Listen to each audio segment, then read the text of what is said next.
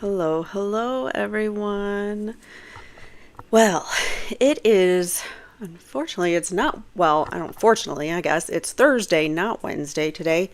So you're closer to your weekend. However, I have kind of missed out on the last couple of lives that we were supposed to have. Just due to I'm kind of burnt out, and I'm going to be covering the Karen Reed trial, which just started this week. As far as jury selection goes, so it's probably going to start early next week.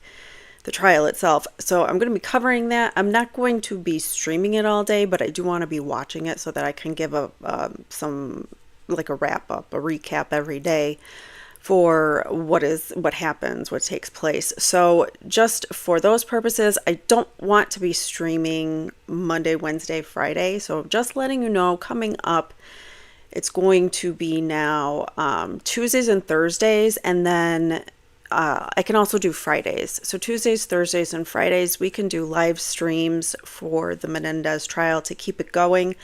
I don't want to stop. Those days, Tuesdays and Thursdays, they only have a half day in trial, so it shouldn't be a problem. I can catch up and live stream on those days as well. So, and if it gets to be too much, then I'll let you guys know. All right, so today, oh wait, I had one other thing that I thought I was going to bring to your attention, and I can't remember what it was for housekeeping items. Everything threw me off because my mic cord is like not working and it keeps taking my audio out, and so I'm hoping it doesn't do that during this live stream. So we've got to be real gentle and careful with my mic cord today because it's driving me nuts. I got to get a new one. All right, so if I remember what the other announcement was, I'll let you guys know. So yeah, so moving forward, we're going to have Tuesdays and Thursdays, maybe Fridays. Probably we'll start with Fridays, and if it gets to be too much, then I'll take it down to just Tuesday and Thursday, because I want to cover that trial in depth, because that's one that I've been following for months and months and months and months and months. So probably for a year, actually. I've been really intensely following it. All right, so that is, I guess, what I'll say for my announcements. If I remember the other announcement that I had, I really do feel like I had another one. I can't remember what it was. So we are watching, live streaming, a rewatch of the Menendez brothers trial. Please be sure to give this video a like, subscribe. Don't forget to share, comment, all those YouTube things. All right, so I appreciate it. Thank you for just being here and just for watching. Hi, Sherry. Hi, Archie's mom. I don't think Archie's mom, is she in? I don't know. Is she here yet? Well, hello to everybody. I hope you are having a good week. Like I said, today is Thursday, not Wednesday, so you're closer to your weekend, which is great. However, it's just I missed a few, so I apologize. I've just been burnt out and trying to get ready for this Karen Reed trial. So, all right, so what we're going to do today is watch the very first part of Jerome Oziel's testimony.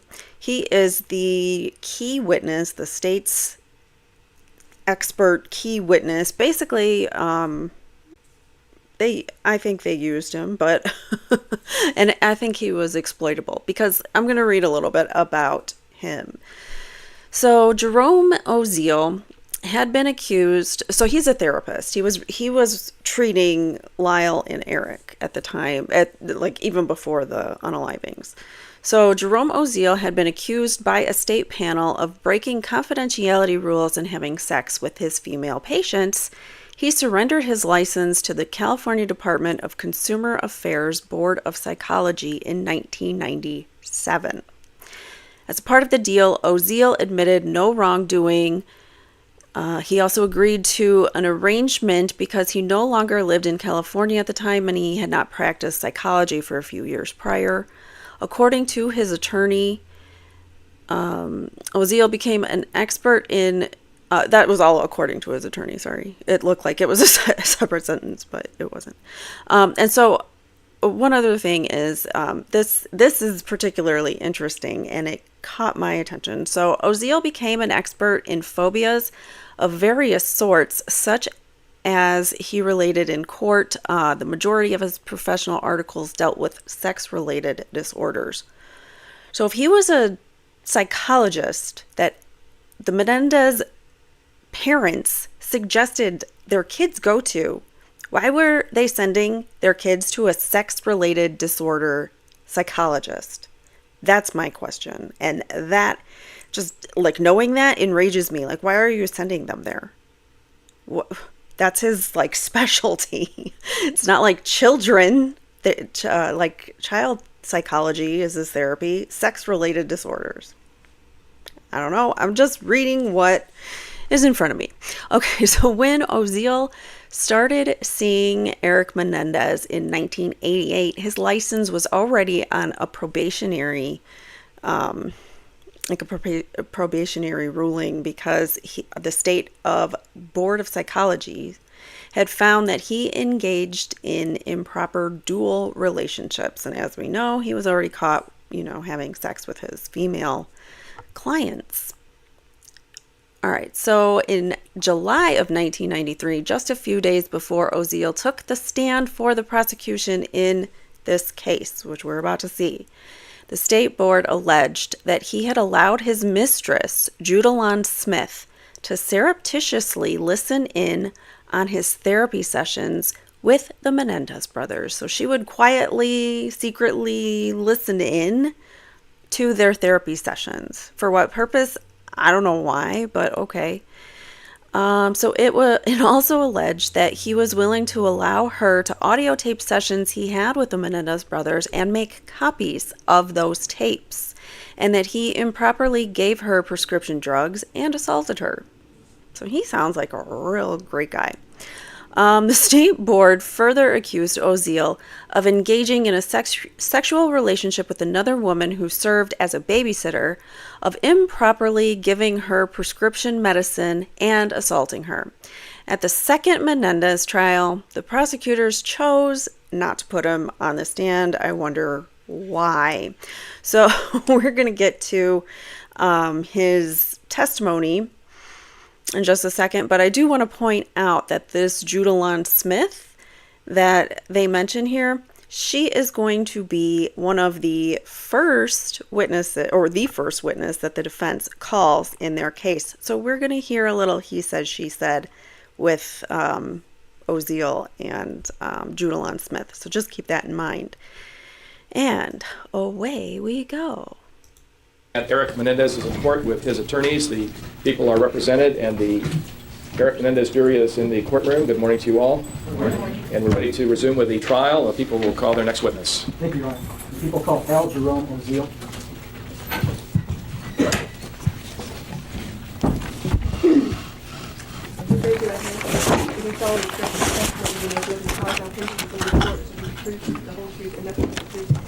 I did. Dr. Al Jerome Oziel. O-Z-I-E-L. All right, Mr. Kuriyama. Thank you, Your Honor. Mr. Oziel, what is your occupation? I'm a psychologist. In the early fall of 1988, did you begin seeing Eric and Lyle relating to incidents which occurred in Calabasas in which the defendants were? Yes, I did. Drawing your attention to the date of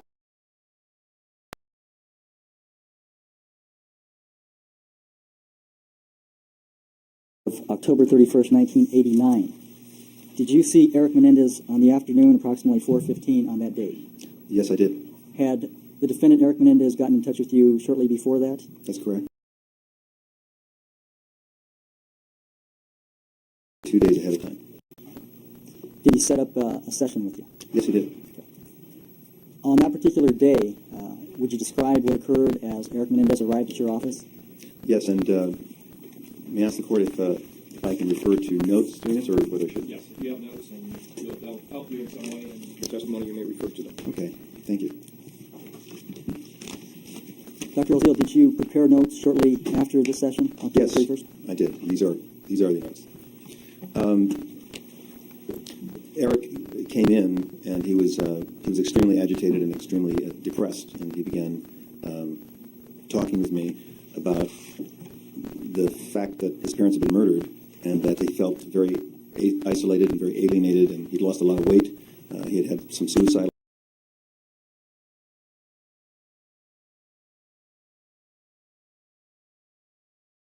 So sorry, guys. And Oh, it's he back. just began Can you hear it? disclosing a lot of things that had to do with feeling depressed and feeling lost. Did he talk about having dreams? Yes, he talked about. Can you guys hear it? I'm so sorry. My mic is being so stupid. It's like the cord's not connecting. I'm holding it right now in place. Can you guys hear it? Let me know in the chat if you can. Having some nightmares that were very vivid images of his parents being dead, and having images of the scene of having seen them dead. At some point, did he ask to leave your office? Yes, he did. Would you describe that for the jurors? Yes. Okay, good. Eric had told me that he wanted to take a walk. I wasn't sure exactly what the reason was, but he said he wanted to take a walk and tell me something that was they didn't want to tell me inside the office. Excuse me, Your Honor, is there any particular reason why the witness is facing away from I asked the witness to describe right. what happened. He asked me to tell the jurors, and I thought that meant to. That's fine. You may face whichever way you want. Go ahead. Okay. And he, after telling me a lot of detail about his depression and his feelings of despair, at some point in the session, he asked me to take a walk with him and to leave the actual physical office that we were in. So we did take a walk. We walked outside the office and to a small restaurant called the Bagel Nosh, and just used the restroom facilities there, and then took a walk from the Bagel Nosh to a strip of land that is park-like in Beverly Hills. He sat on the bench, and for a significant period of time, Eric told me things about his father and how his father was a great man, and how he intended to write a book about his father, and that it was amazing that his father wouldn't be able to fulfill a lot of the goals that he'd had, a lot of the ambitions, and maybe he could help do that in a book that he would write. And at some point in the session, as we were sitting in the park, we just discussed going back to the office, and we headed back to the office, and right before we entered the front door of the office building in which I had my office, he leaned back against, as I recall, a parking meter that was in front of the office door, and said, "We did it." I don't know if he said we killed our parents, but I asked him, "You mean you killed your parents?" He said yes. And from that point, we went back up into the office. And your office is located in Beverly Hills? That's correct. Now, after he said that we did it, did you ascertain from him who he was referring to besides himself? Yes. And who was that other person? Did you then go into your office? Yes, we did. And what happened there? Well, from that point on, Eric began describing in pretty elaborate detail exactly what happened. He began to tell me all about how the murder took place and all the details of the murder. And what did he say in that regard? Well, he told me that it began with the plan to kill the parents actually began in a situation where Eric was watching a BBC television show or movie, I'm not sure which it was, that had to do with the theme of the person in the film killing their father. And at some point in the watching of it, Eric called Lyle in the room and shared with him what the content was of the movie. And as I recall, Eric said it began with sort of a casual conversation between the two of them. They started discussing what would happen or how it would.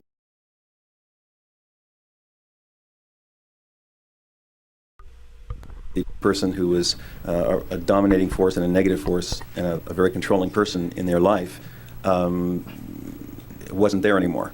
And at that point, it evolved into a discussion about killing the parents, most particularly the father first, and then the parents. And that's the way the actual discussion began. Did Eric Menendez describe for you, in particular, what it was that he was upset with his father about? Yes, he did. What did he say? Well, basically that that the father had just been completely dominating and controlling, was impossible to please, had perfectionistic standards, that he was controlling of a lot of different aspects of Eric and Lyle's life in a very extreme way, and also that he had been very controlling and very damaging to their mother, and that she also was miserable. So basically, they conceptualized the father. Eric told me that they saw the father as someone who was pretty much not possible to live with, that he was just an emotionally dominating, tyrannical person. In describing why Eric Menendez was upset with his father, you had stated that they had planned to kill the father, but also the mother. Did you ask Eric Menendez why he included the mother in this plan? At this point, I believe I did. And the reason that the mother was included in the plan was basically that they couldn't find a way not to include her in the plan. And they also began to see the mother as somebody who was very victimized by the father. She had apparently been suicidal before, and they couldn't find a way to accomplish the end of killing the father without also killing the mother. The reason being that the mother would have been a witness, number one, and would have reported them. Number two, they didn't believe that the mother could have survived emotionally anyway without the father. And three, they thought the mother was so miserable that it was, and this is not Eric's words, sort of like a euthanasia situation. I'd move to strike if it's not Eric's words.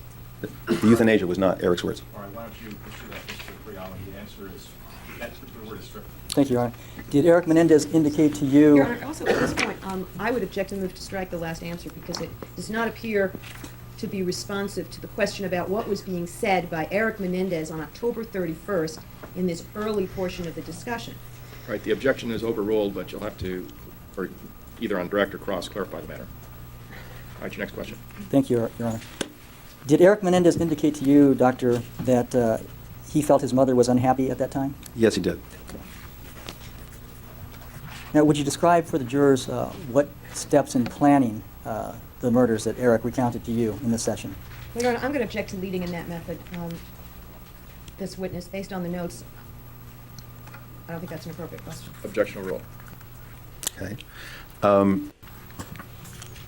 Well, Eric relayed to me that at the point that he and Lyle had discussed planning the murder, that Eric felt a need to commit the murder relatively quickly, or he basically thought that he would lose the emotional ability to commit the act.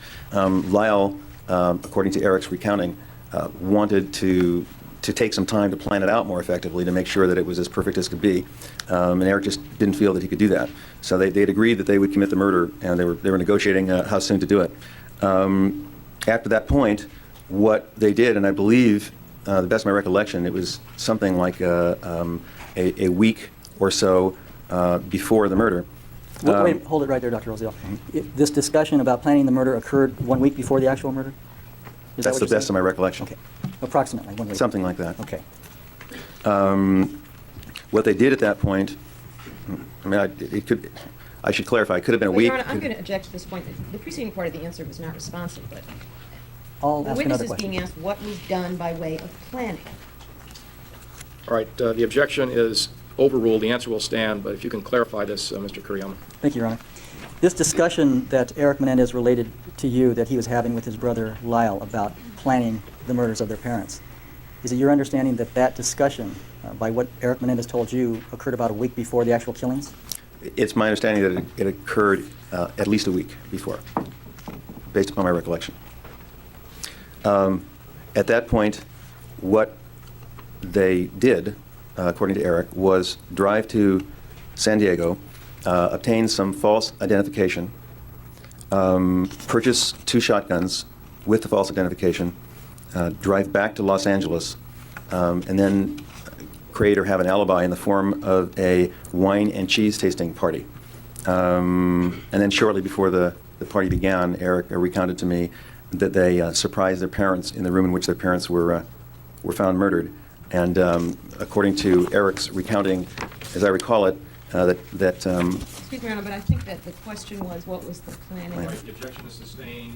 This one, you can ask another question. Thank you, Your Honor. Dr. Oziel, did Eric Menendez use the term surprised when he was referring to what they did when they walked into the room? They surprised their parents? I recall that he did. Did he, Eric Menendez, describe for you what took place at the crime scene, what they did with the shotguns? Yes. As I recall, Eric said that that he entered the room first, and I believe that he was shooting at his father, and then Lyle followed after him, and basically, quote, Lyle finished off the job. It's not clear to me entirely who was primarily responsible for shooting the mother and who's primarily responsible for shooting the father. Based on what Eric Menendez told you, was it your impression that both brothers shot at their parents? Well, let me ask a point of clarification here. Excuse me, Your Honor, but we would object. I think the question can be answered yes or no. Well, do you understand the question, or do you need some clarification? I think I need some clarification. All right, and why don't you ask another question and see if you can do it that way, Mr. Kuriyama? Is it your impression, Dr. Oziel, that both brothers fired their shotguns? This is a question asked of Dr. Oziel regarding what Eric Menendez told Yeah. him at this time. Correct. Yes, it is. Did Eric Menendez tell you what occurred at the crime scene as they were shooting their parents? Yes, he did. What did he say? Eric told me that his father said something like no, no, and turned away and was shot as he was saying that. And the mother was, I think, shot second, and I guess began to stand or something of that nature, and was shot and then fell to the ground. And he relayed to me that the father, as I recall it, died first, and the mother did not die with the first shots that were fired at her, and that what happened at that point is that both Eric and Lyle went outside to get some more cartridges and reloaded the shotguns, and went in, and Lyle, I believe, finished murdering their mother. Did Eric Menendez describe for you what his mother was doing on the floor that necessitated them having to reload the shotguns? Yes, he did. What did he say to you? He said that she was moaning and trying to crawl.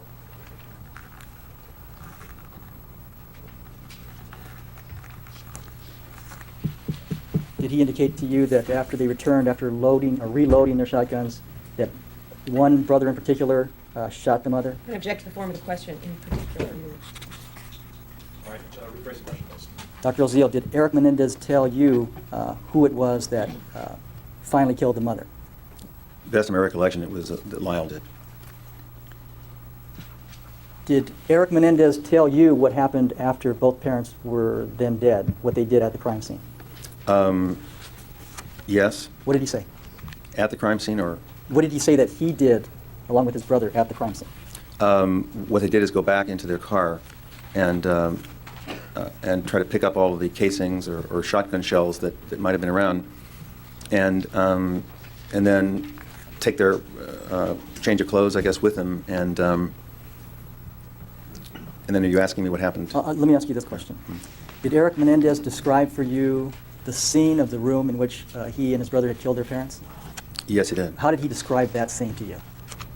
That there was blood all over the room and pieces of tissue all over the room. Did he indicate to you that he had gotten blood on his clothing? Yes, I believe he indicated that both brothers had gotten blood on their clothing. And did he tell you what he did with that clothing? Yes, he did. What did he say? He said that they changed the clothing and put it into a bag and dumped it into a dumpster. At the crime scene where the parents were killed, did he indicate to you that he had picked up any evidence from that location? Yes, he did. What did he say?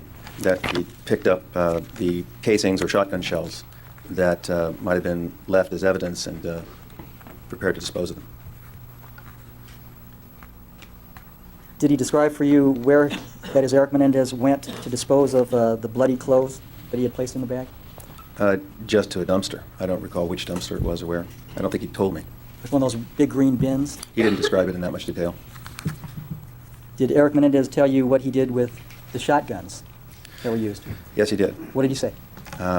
He said that he and Lyle drove to Mulholland Drive, and that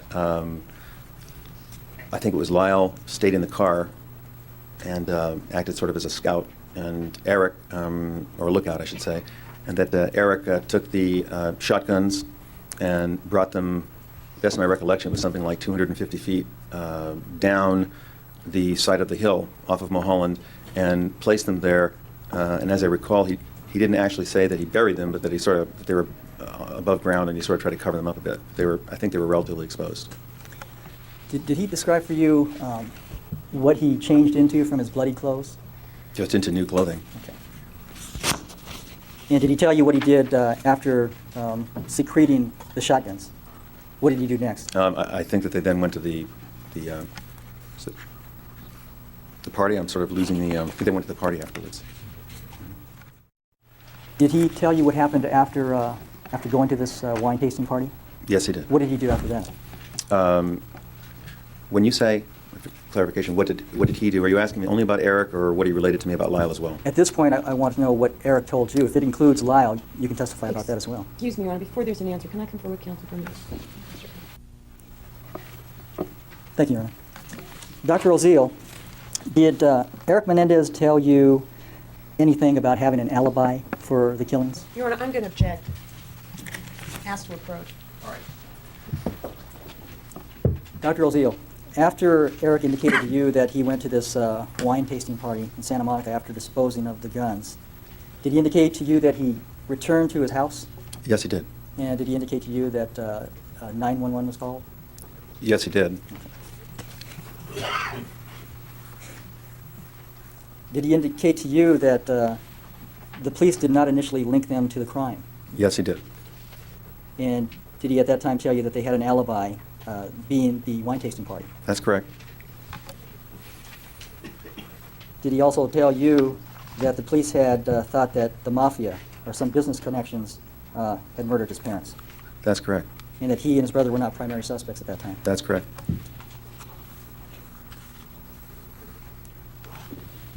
Did he indicate to you in this session that they were at that point being treated as the aggrieved sons? I don't know that he used those words, aggrieved sons. I mean, he may have described something that approximated that, but he didn't say aggrieved sons. Okay. Did he indicate to you on that date that he was starting to have difficulty dealing with the fact that he would be inheriting $15 million or splitting that with his brother? Yes, he did. Did he tell you that his guilt was overwhelming and he had to come in and tell you? That's correct. At that point, in the session of the 31st of October, did you ask Eric Menendez whether Lyle Menendez knew that what Eric was telling you? Yes, I did. And what information did you get from Eric Menendez on that?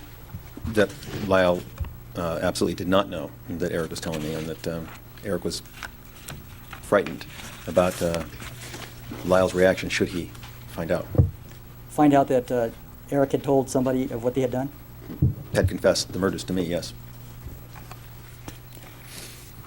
You may want to take a look at your notes on page 6. Okay, I have them. Now, Do you want me to read them over? if you would. Okay.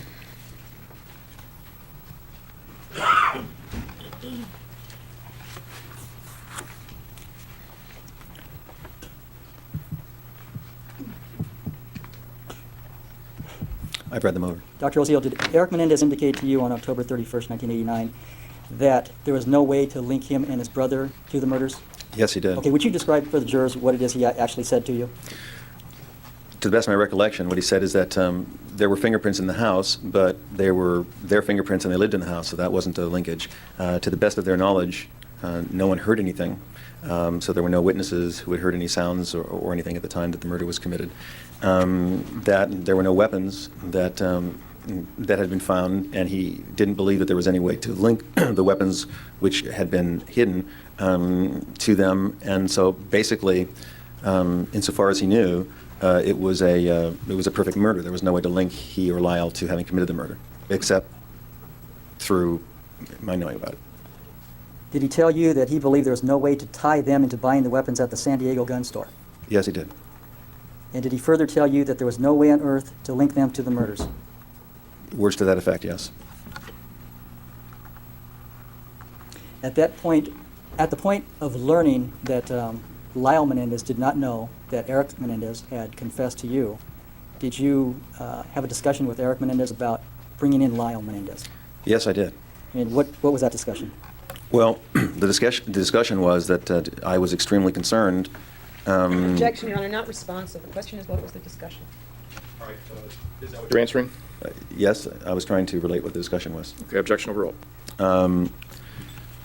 I believe at some point after I asked Eric whether Lyle knew that he was confessing to me, I asked him what he felt what his response would be if I told him, or I mean if he told him, if Eric told him. And he had a response such that he was afraid that Lyle would kill him. And I asked him if I told him that I thought it was important to find out what Lyle's reaction would be, because he felt very threatened about telling Lyle, and also because very clearly Lyle was not a patient of mine at that time. Objection, Your Honor, not responsive. Right. Move to strike. Objection is sustained as far as anything beyond the first part of that answer and reference to Lyle at the end of the answer is stricken as non-responsive. Dr. Oziel, did Eric Menendez indicate to you that he believed that his brother would be upset with him because Eric had told you what they had done? That's correct. And at some point, did you call Lyle Menendez into your office? Yes, after asking Eric's permission to do so. Did you get the permission of Eric Menendez to do so? Yes, I did. Now, in addition to what you've testified to about Eric Menendez stating that his father was impossible to deal with, he had impossible standards, he was controlling, did Eric Menendez tell you anything about an incident which occurred in Calabasas as being another reason for Eric Menendez being upset? Your Honor, I think that's awfully vague. I think we should simply direct the witness. Wait, just state your objection. The objection is vague? It's vague. All right, do you understand the question? No, actually, I'd like to have it Okay. repeated. Why don't you restate it? I'll ask Dr. Oziel to take a look at page 12 of your notes. Okay, I have page 12. Your Honor, I would object at this point without clarification that, just make sure Wait a second. Yeah, I would object to anything being elicited from page 12 without a foundation being laid as to what day we're talking about and who's present. Okay, you're moving on to a separate conversation, are you? Yes, Your Honor. A different one? Well, you'd have to lay some sort of foundation for that before I'll you do that, Your Honor. No, quite the other one. Dr. Oziel, did you have another session, the second session being a joint session with both Eric and Lyle Menendez? That's correct. And this was 2 days after the October 31st You're session? referring to the November Second. 2nd session? Yes. Correct.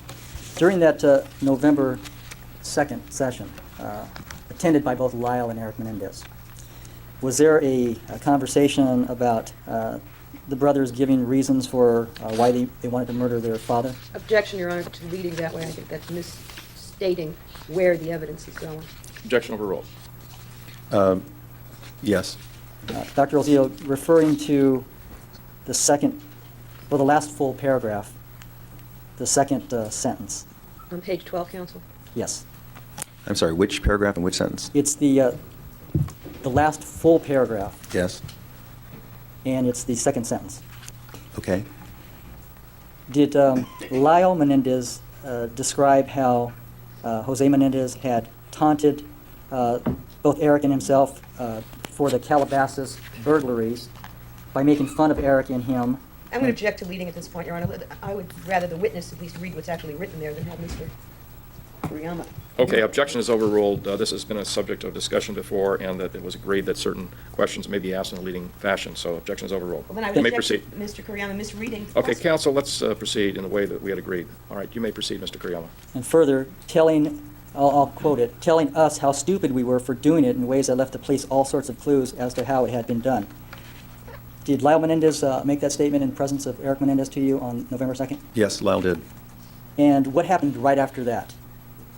Right If you after look- he made if the you- statement, Yes, if you look at the following paragraph. that Eric and Lyle discussed that they thought that were it not for the fact that the father had turned them in, that they had committed the Calabasas burglary so perfectly that they would not have been caught. And they specifically mentioned that to you on November 2nd when they were telling you the reasons why they're upset with their father? Your Honor, I'm going to object to that following statement. I think that misrepresents the evidence. Overruled. Is that correct, Dr. Oziel? That's correct. Finally, referring to page 19 of your notes, the middle paragraph in the last sentence. And this again occurred on November 2nd, 1989. That's Is that correct. correct? Would you describe for the jurors what Eric Menendez said regarding an inheritance? In the context of talking about how impossible the father was, Eric also recounted his father's near disinheritance of him as an example of one of the things that led to, or was an example of why they had to kill the father. Thank you. I have no further questions at this time, Your Honor. All right, and the defense will defer cross-examination until after the other testimony of the witness before both juries. That's what I understand. Right, that was how we're going to proceed. So what we're going to do, ladies and gentlemen, have the other jury come in, and they'll sit in the courtroom at the same time, and the witness's testimony will resume with both juries present. So it takes us a few minutes to have the center section of the courtroom cleared. So what I would ask that you do is just go into the jury room for the amount of time it takes to get the other jury in, and then we'll proceed with both defendants and both juries. Don't discuss this case with anyone. Don't form any final opinions about it, and we'll have it back in here in just a few minutes. Have you back in. Case of People versus Eric Menendez and People versus Lyle Menendez. Both juries are now in the courtroom. The Lyle Menendez jury is in the audience section. The Eric Menendez jury is in the jury box. And to those in the audience section, the Lyle Menendez jury, good morning. Good morning. And we're ready to resume with the trial. And we have a witness. People may call that witness at this time. People call Dr. Oziel to the stand. I do. Dr. L. Jerome Oziel. O-Z-I-E-L. All right, Mrs. Bozanich. Thank you. Dr. Oziel, what do you do for a living, please? I'm a clinical psychologist. On October the 31st of 1989, did you make a telephone call from your office to Lyle Menendez? Yes, I did. And when you had the telephone call with Lyle Menendez, what did you tell him and what did he reply? I told him words to the effect, your brother has told me everything. And his response was something like, what do you mean by everything? And I said something about needing to be circumspect, and I thought he would know what I meant, and he said he would be right over. At the time that you made the telephone call to Lyle Menendez, was Eric Menendez in the office with you? Yes, he was. About how much time elapsed before Lyle Menendez arrived? I would say maybe only 10, 15 minutes. When Lyle Menendez arrived at your office, and was your office on North Bedford Drive in Beverly Hills at the time? That's correct. When Lyle Menendez arrived at your office, did he enter into the office? He did. And could you please describe his demeanor when he came into the office where you and Eric were? He was extremely upset, threatening, menacing. He was just extremely, I think, threatened and threatening. And when you say that he was threatened and threatening, did he say anything at that time that led you to this conclusion? Well, I think initially he began, he was very angry at Eric, and he was...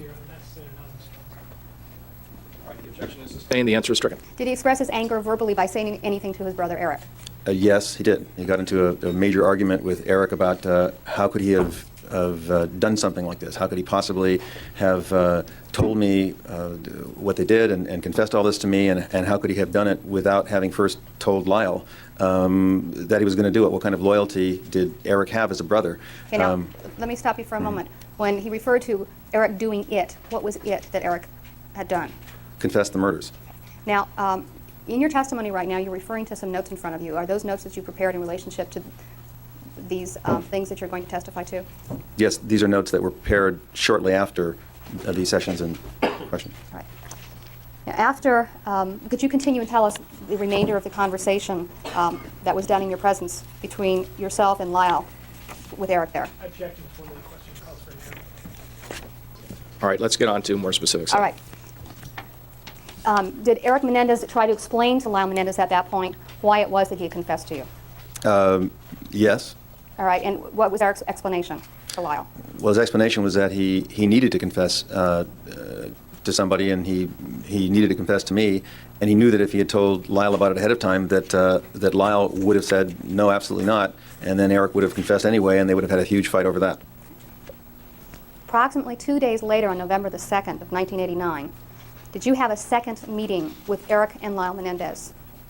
Yes, And was this, again, at the office that you've described on North Bedford Drive? it was. And to the best of your recollection, how had this second meeting been arranged? I'm not sure I understand the question. Well, was it prearranged or was it a spontaneous thing? I guess. No, it was prearranged. How did the session begin on November the 2nd? Well, the two of them came in together, and when you say how did it begin, What was the topic that was first discussed, if you recall? I think we started talking about how Lyle and how Eric had no choice but to have really confessed the murders to me, and I was explaining this to Lyle, and I said that at least it might have been some benefit because I was a therapist and might be able to help them, and potentially there might be some confidentiality with respect to that. Now, when you say confidentiality, at some point, did you explain the concept of confidentiality to them? Yes. Was it at this point in the conversation or later on? Well, first of all, I explained the concept of confidentiality when we initiated treatment.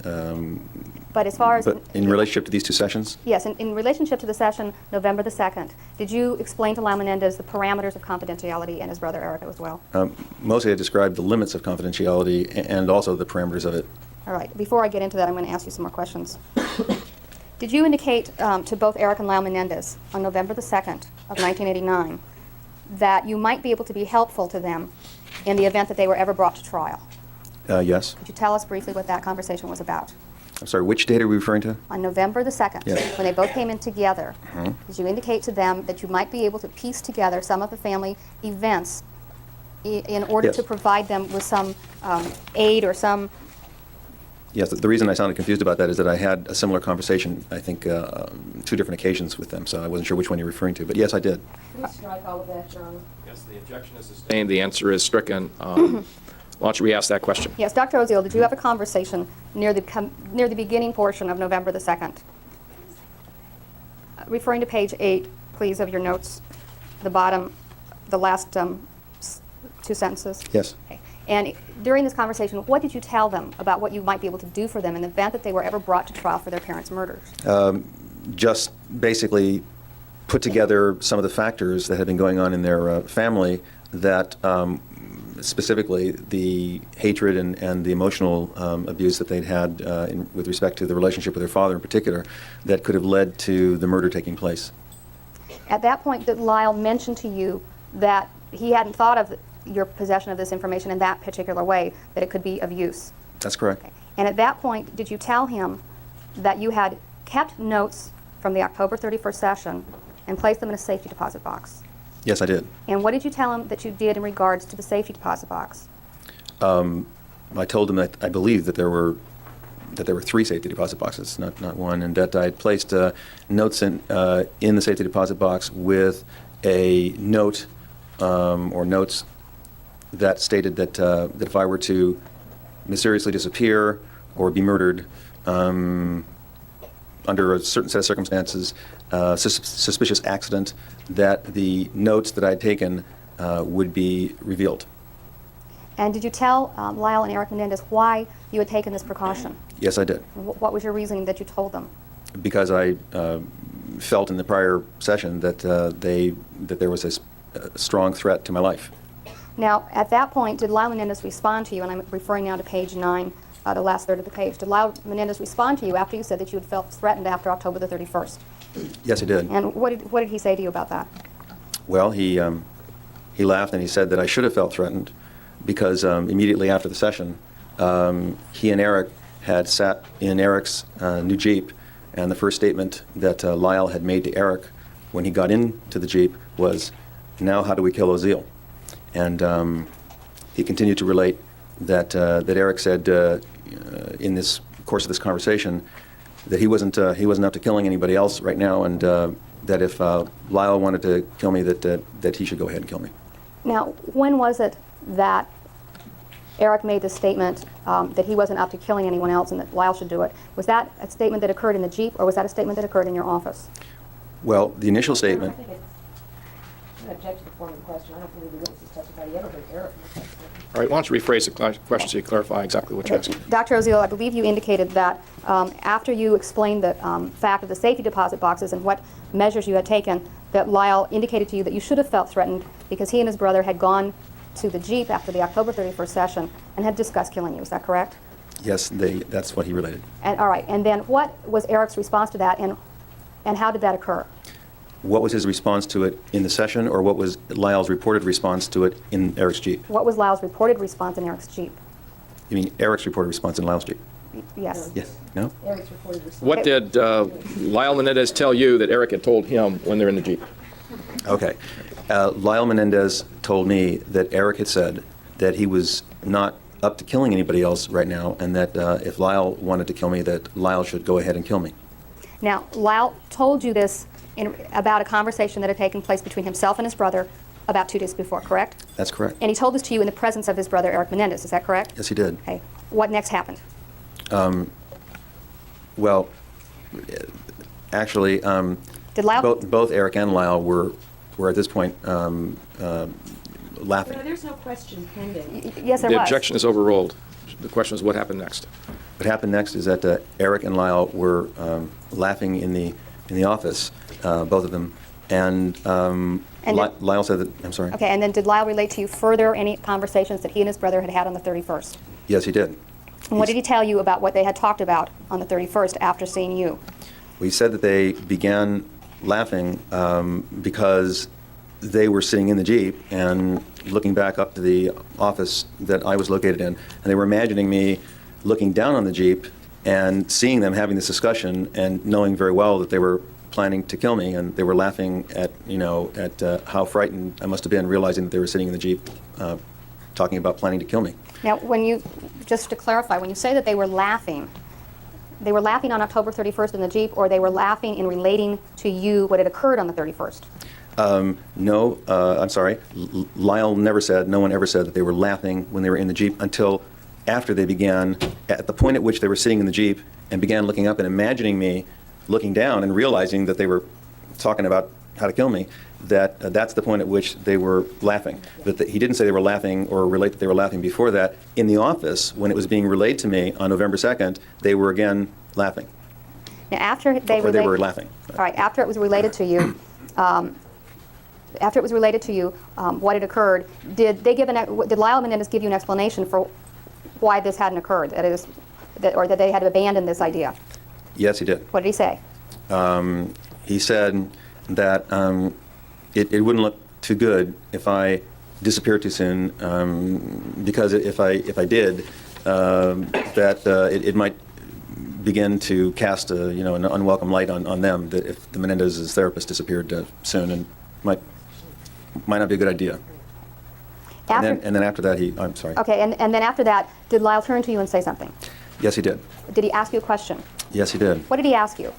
He asked me if I was frightened And what did you respond? about what he had just told me.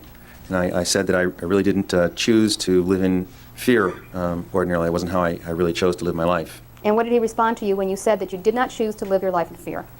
He said, neither did my father.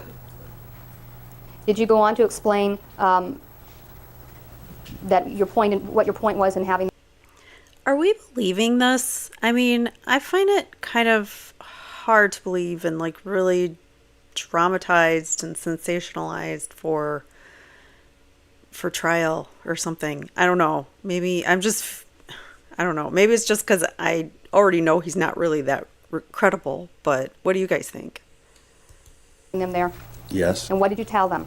Well, I told them that anybody could be killed, and that I got the message. But the point was that I thought that what we were trying to do here was to try to work to help resolve whatever issues they had emotionally that led them to commit the murder to begin with.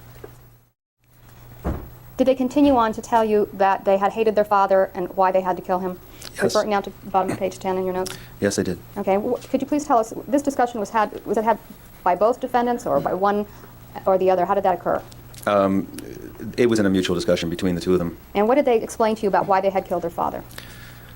Well, basically they hated their father, that they felt they had to kill him because he was constantly, this was a lengthy conversation, that he ridiculed them, he put them down, he controlled their every activity, he controlled them in all ways, he made them feel not adequate, he made them feel inferior, he dominated them, he couldn't be pleased, that he preached living perfectly in a higher moral level, but then at the same time he would say other things that were very confusing to them.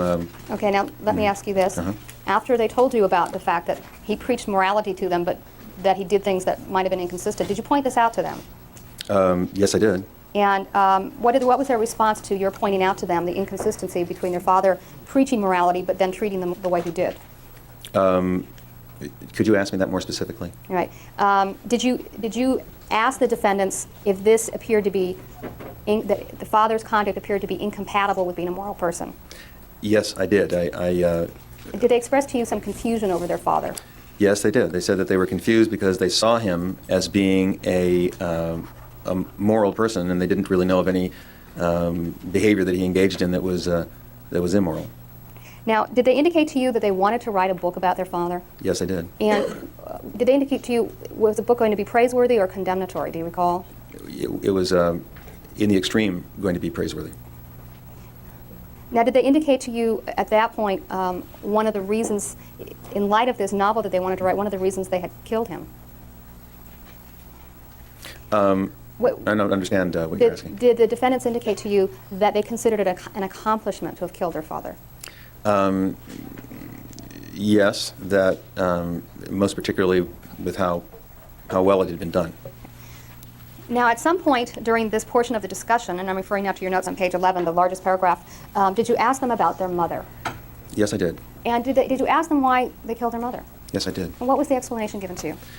Well, the explanation was that the mother was, when Lyle and Eric were both there, they had a discussion. And the context of the discussion was that the mother was more or less a victim, that she was a victim of the father, that the father had nothing but an abusive relationship with her, and that she was controlled by him, and she was miserable, that she had been suicidal, and that they couldn't conceive of her being able to live effectively or wanting to live effectively if the father wasn't there or was murdered anyway, and also that the mother was a witness. And if in fact they left the mother alive, they couldn't think of any way to be able to kill the father and escape detection. So the only way that they knew of to be able to kill the father was also to kill the mother, and this was an issue that they had gone back and forth and debated about prior to the murder. Pardon me, but what was the issue that they had gone back and forth over and debated about? Whether the mother really should be killed, because their emotional sense, as they related to me, was that the mother didn't deserve to be killed on her own and for who she was, but yet they couldn't find or figure any way to be able to proceed with murdering the father without also murdering the mother. And so their overall conclusion was that the only way that they could achieve this end of murdering the father was to also murder the mother. And then in addition to that, or I should also say, as a part of that decision, they also felt that they were putting the mother out of her misery, that she was a miserable, unhappy lady, and by killing her, they would be putting her out of her misery. Did they indicate to you anything about the plan to murder the parents? In other words, anything about making a perfect plan or about killing the parents? Yes, I did. Okay, and was that in relationship to this explanation of killing the mother? Well, it followed the conversation, and yes, there was a conversation about that. Did they indicate to you that part of the reason that the mother was killed is the plan to kill the father included her and that the plan was very good? Yeah, so just kind of to quickly reiterate, Sherry and whoever may have missed the beginning, this is Dr. Oziel, the psychiatrist that was seeing Eric and I guess Lyle after the unalivings had happened, but he, so I did say a whole long thing at the beginning that you might want to go back and listen to, but kind of just to break it down, he lost his license in 1997 by the California Department of Consumer Affairs Board of Psychology because he was having sex with his female patients. He was also, what was it? He admitted to no wrongdoing though with this like arrangement that he made. What else? He was, so the other thing that he was doing was he was letting his mistress, or one of them, I don't know, he might have had many, but the mistress, Judalon Smith, that he had, she would listen in on the conversation or the sessions that Oziel would have with Eric. So why, or with the brothers, why would he allow his mistress to do that? But she would secretly listen in on the sessions, and he what was it? He let her audio tape them as well. He also gave her prescription drugs, assaulted her, assaulted other people. So he sounds like a real stand-up guy. That's all. And they didn't want to deviate from it? I would object to that, Joan. This makes it, and it's a leading question. All right, why don't you refer the witness to the specific page, if you could. Referring now to the bottom of page 11, Dr. Oziel, the last sentence, and up until the page 12, the first paragraph. Why don't you review your notes and then tell us what was said about plan?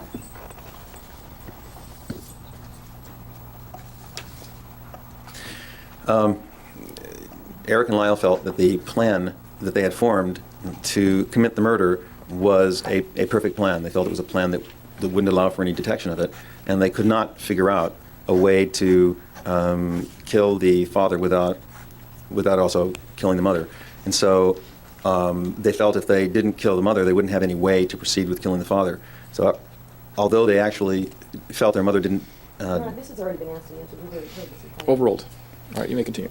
Although they felt that the mother didn't deserve to die and shouldn't die, they included her in the plan along with killing their father because it was the only way that they could figure out to kill their father. And during this discussion, did they use the word perfect in terms of the crime? To the best of my recollection, yes, I did. Subsequent to this, did Eric Menendez, in the presence of his brother Lyle Menendez, relate to you something about the mother locking the bedroom? Yes, he did. What did he tell you in the presence of his brother? He told me that several days before the murder, that Eric said that he began to feel bad because he began to notice that his mother was getting very nervous and agitated and began locking the doors to the bedroom, and he felt that she probably had a sense that something very ominous was going to happen to her, and that's why she, in a sense, knew that it was going to happen, and that's why she began locking the door. And then at that point, did Lyle tell you something about the father? Yes, that the father made some sort of comment about, you can kill me if you want to, but you won't get any money if you do, words to that effect. Now referring to page 13, Dr. Oziel. Yes. Subsequent to this discussion about the mother and the father as related to you by Eric and Lyle Menendez, did Eric say anything about he and his brother having a discussion about what might happen to them one day if they had children? Yes, he did. And what did he say to you? Eric said that he and Lyle had discussed the possibility that someday, that if they had children, that their children might rise up and kill them. At that point, did As Lyle... they kill their parents, yeah. At that point, did Lyle Menendez indicate to you any feelings of sadness he might have had about his mother? Yes, he did. And what did he tell you? And this was in the presence of his brother, is that correct? Yes, it was. What did he tell you? He told me that he was very sad about having killed his mother, and he didn't even like to think about the fact that he had killed his mother. He told me that he didn't have any real maternal feelings toward her, and he didn't really respond to her as being a mother figure. He saw her as a pitiful person, somebody who was just completely dominated by the father, Jose, and that she had a lot of potential, and that she was very bright, and there are all sorts of things she maybe could have been, but that she really never was able to do any of those things. And then did he acknowledge something to you about his mother What are you referring in to? terms of participating in her murder? Yes, he did. What did he tell you? He acknowledged that he fired the shots that actually killed his mother in the end. Now, I believe you testified about Lyle and Eric Menendez. Do you see them both in the courtroom today? Yes, I do. And where is Eric Menendez seated? Your Honor, we'll stipulate that the witness knows. All right. That's fine. All right, you can ask a question if you want. That's fine. All right, do I will both accept the sides stipulation. stipulate then that the witness is identifying the defendants at counsel table? All right. All right, how much more do you have to go? Well, let's just take a break Yeah, here so that we can resume yes, quite a that. bit. Okay. We'll resume at 1:30, ladies and gentlemen. Don't discuss this case with anyone. Referring to both juries now, don't discuss this case with anyone. Don't form any final opinions about it. It's important that you not be in a position where you hear anybody else discussing this case or be exposed to anything, whether it's news coverage or anything else that might discuss this case or mention it in any way. So we'll be in recess and see you all back here at 1:30. The blue jury come into this jury room, the gold jury go next door, and when everyone is here, we'll resume at 1:30. Trial, the defendants are both in court with their lawyers, and the prosecution is represented, and all of the jurors, both juries are present, and we'll resume now with the testimony of the witness. Dr. Oziel, would you resume the witness stand, please?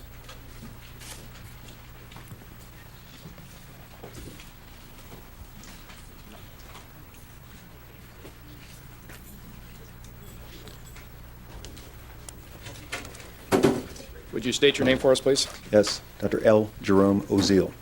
And you may continue your direct examination. Thank you. Dr. Oziel, referring now to page 14 of the notes that you have.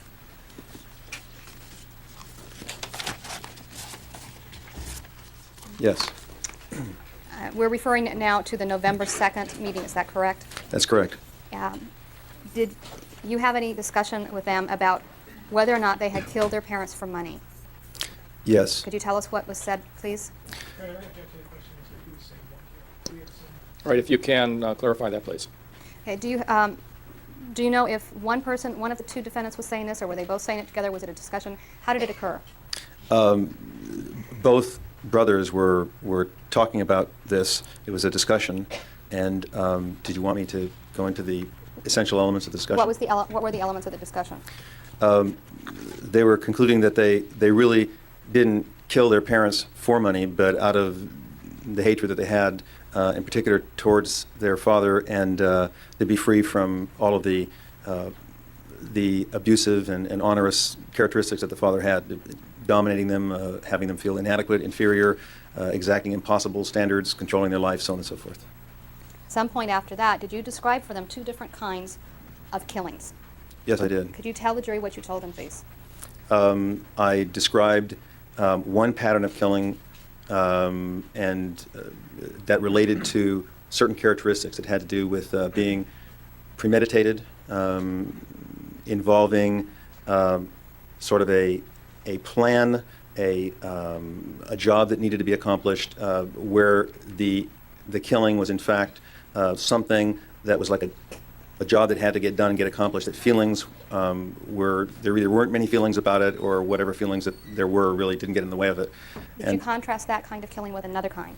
Yes, I did. And what was the other kind that you described to the two defendants? The other kind of killing that I described was a killing, if you will, out of intense emotion, something that occurred, a crime of passion type of killing, where there wasn't any premeditation and it wasn't a logical, rational plan to murder someone. It was just coming in, for example, to find something very emotional happening in one's life and grabbing the nearest knife or pistol or something, and in the heat of the moment shooting someone. So a lack of premeditation and something arising primarily out of emotion, not out of thought and rationale and plan and logic. Did each of the two defendants acknowledge to you, after you described these two kinds of killings, which one was more applicable to their situation? Yes, they did. And as to the defendants, what did they indicate? They indicated that the former pattern, the logical, rational, thought-out pattern, was in fact the one that characterized their acts in relationship to the murder. Referring now to page 17, Dr. Oziel. Did defendants have conversations with you about the notes that you were keeping? Yes, they did. And what was said? I'm not seeing where on the page. At Oh, the you're... bottom of the page. Okay. Yes. I had told them that I was keeping notes of the sessions, and also that if anything happened to me, if I mysteriously disappeared or was murdered or had a suspicious accident, that the notes would in fact be revealed publicly. And they were very concerned that what if somebody else killed me? What if there was something that looked like a suspicious accident or someone murdered me or whatever, and even if it wasn't them, that these notes would nonetheless get released and all of this would become public. Now, did you have a further discussion with them about how the family looked to outsiders? Yes. Could you tell us about that, please? Well, actually, it was less a discussion I had with them and more a discussion that they were having between the two of them, and I was listening to it. And what did that discussion center on? It centered on the extent to which the family looked perfect, like the ideal family to the outside world, but that in reality, that it was a disastrously negative family. That the marriage between the two parents was a very terrible marriage. That the mother and father had almost no relationship except a negative and emotionally abusive relationship, with the father being the abuser, and that the sons felt that they had nothing but distance towards and with respect to the father, criticism, rejection, humiliation, and that they also didn't really have a close or nurturing relationship with the mother, so that the family's reality had next to nothing to do with, and in fact was the opposite of, the perception of the family in the world. Did they express to you any conflict that they felt inside about their opinion towards their father? I'm sorry, I don't understand the question. Did they ever tell you about both hating and loving their father? Yes. Okay, what was said about that? Well, actually, they didn't talk about loving their father. That would be incorrect. They talked about idolizing their father, but I don't recall that either Eric or Lyle ever used the word love with respect to their father. I don't believe they did. They, I think, were more, in some ways, in awe of their father. They saw him as a very powerful person because he had been controlling them, for much of their life. And that's more what they described. And did they say anything about how they felt about themselves for having accomplished his killing? Yes, I think in relation to that, they felt like they had, innate, the fact that they were able to kill the father and complete this act, I think was almost a way of vindicating that they had a level of power themselves to be able to do it. That was their statement. They stated that they finally gotten to the place where they did something perfect. Now, did Lyle Menendez, in the presence of his brother, indicate to you anything about getting down details of these sessions? Yes, he did. And what did he say? He basically said that he wanted to make sure that all of the mitigating details of their background and whatever happened to them could be down, so that in the event there ever was a trial, that these mitigating factors could be brought out. And so he suggested that maybe in the future. Did he suggest making notes? No. Did he suggest did he want you to memorialize what had been said? Yes, he did. Now, later on, did Lyle give you a specific instance about how his father had been abusive towards him involving his dating? Yes. Could you explain to the jury what was said? Lyle mentioned that he had been dating someone that he had felt was a difficult person to date. It was an accomplishment. I think it was a Rose Festival queen and a Billboard model, and that is two different women. And that his father even ridiculed and made fun of those two women that he was dating and called them both bimbos. And it was just an example on Lyle's part of how he was never able to please his father, no matter what he did, and that he didn't feel he ever could have pleased his father. At the end of the session, did you have any conversation about where the defendants were going to go in the near future? Yes. And could you briefly tell us about that, please? Well, they asked me where they could stay on the island of Kauai, that they were planning to vacation in Kauai, and that they planned to leave for about a week. And so that was a discussion that we had. Dr. Oziel, during the course of your testimony, you've been making reference to notes, and I've been making reference to pages of those notes. Subsequent to November the 2nd, did you in fact memorialize what you had heard during the October 31st and November 2nd sessions? Subsequent to the November 2nd session? Yes. Yes. Uh-huh. And did you in fact make verbal notes on a cassette tape of what had been said to you on those two occasions? That's correct. And what you've been referring to, is that a transcript of those notes? Yes, it is. After you made that cassette, did you put it someplace? Yes. And where did you put it? Safety deposit box. On March the 8th of 1990, did the police come to your house and eventually seize the tape from your safety deposit box? Yes, they did.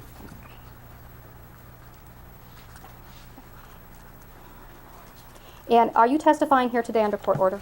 Yes, I am. Objection is overruled, and don't argue the matter. Objection overruled. No, objection overruled. I am testifying here under court order. Thank you. I have nothing further at this time. All right. Who wishes to proceed with cross-examination I first? thought there was more direct, Your Honor. Did you want to do that first? Yes, I believe that Okay. was the protocol. All right, then that's what we'll do. How long do you think that'll take? 15 minutes. All right. We will proceed with the hearing, or the testimony of the witness, and it will be with the Lyle Menendez jury. The Eric Menendez jury will be excused for the period of time of this testimony. And as I've indicated before, when these things happen, when one jury's in the courtroom and the other jury is not, you are instructed you must not speculate about what's going on in the courtroom. When you're away from the courtroom, you must make your decision based only on the evidence you hear in the courtroom while you're in the courtroom. All right, what we'll do is have the Eric Menendez jury take your break at this point and return at 2:30. Don't discuss this case with anyone. Don't form any final opinions about it. And we'll resume at 2:30, and we'll resume as soon as you folks have left. So we'll see you back here at 2:30. Let's resume with the testimony of Dr. Oziel before the Lyle Menendez jury only. Dr. Oziel, referring back to the October 31st session, just to briefly recap, you had some conversation with Lyle Menendez after he arrived at your office, is that correct? That's correct. And now we're referring to page 7 of your notes, the first sentence, the first full sentence. Yes. Did Lyle Menendez express anything about how he felt about what had happened with you and his brother? Yes, he did. Okay, what did he say? Well, he said that it was extremely stupid that Eric told me and had confessed all the details of the crime to me, and that there was someone who knew now, namely me, and that it wasn't a perfect murder anymore, and that it was a very, very big problem for him that I knew, and that I was the only person who had this information.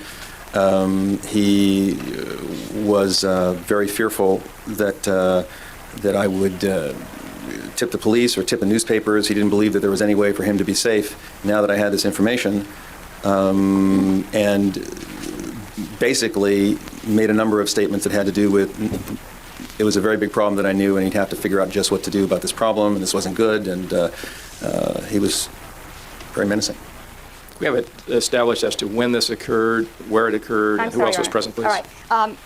Did this occur after Lyle Menendez had come to your office on October the 31st, which was the first session we talked about in your testimony? That's correct. And at the time that Lyle Menendez said this to you, was anyone else in the room aside from yourself and Lyle Menendez? Yes. Who? Eric Menendez. And about how long after Lyle Menendez got to your office was it that he expressed the sentiments that you just relayed to the jury? I would say that he began expressing threatening or menacing comments pretty soon, almost immediately after he walked into the room. And the menacing comments really were interspersed throughout the entire time that Lyle was in this first session with Eric. And how much time did you actually spend in this session where Lyle Menendez was present? I would estimate that it was about 25% of the total time. I believe that the total amount of time was approximately 4 hours. So that would be approximately an hour. Approximately an hour. All right. Did he indicate to you anything about people looking over his shoulder? Yes, he did. Could you tell us what he said? Yes. First, he asked me something about, or we discussed something about confidentiality, and after discussing that, what the limits of it were, he was pretty much dismissive of that and said, he was talking about how the fact he just didn't feel safe, and that there wasn't any way to feel safe.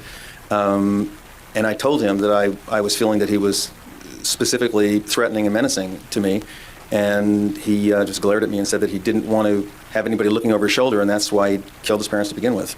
And I took that to mean that he was thinking of killing me. All right. Now, Dr. Oziel, at some point, did Lyle begin to leave the session? Yes, he did. At the time that he began to leave the session, had Eric Menendez already left? Yes, he did. At what point was it that Eric Menendez left? Was it during part of the conversation you related to us? Yes, as Lyle's comments got more and more menacing, and he was more and more threatening and unhappy. First of all, some of it was, I think, directed towards Eric for having told me to begin with, and then a lot of it was directed towards me. Eric was getting increasingly agitated and upset, and I think at one point he buried his head in his hands and he bolted out of the session and ended up going downstairs. All right. Did you, in fact, let me back up.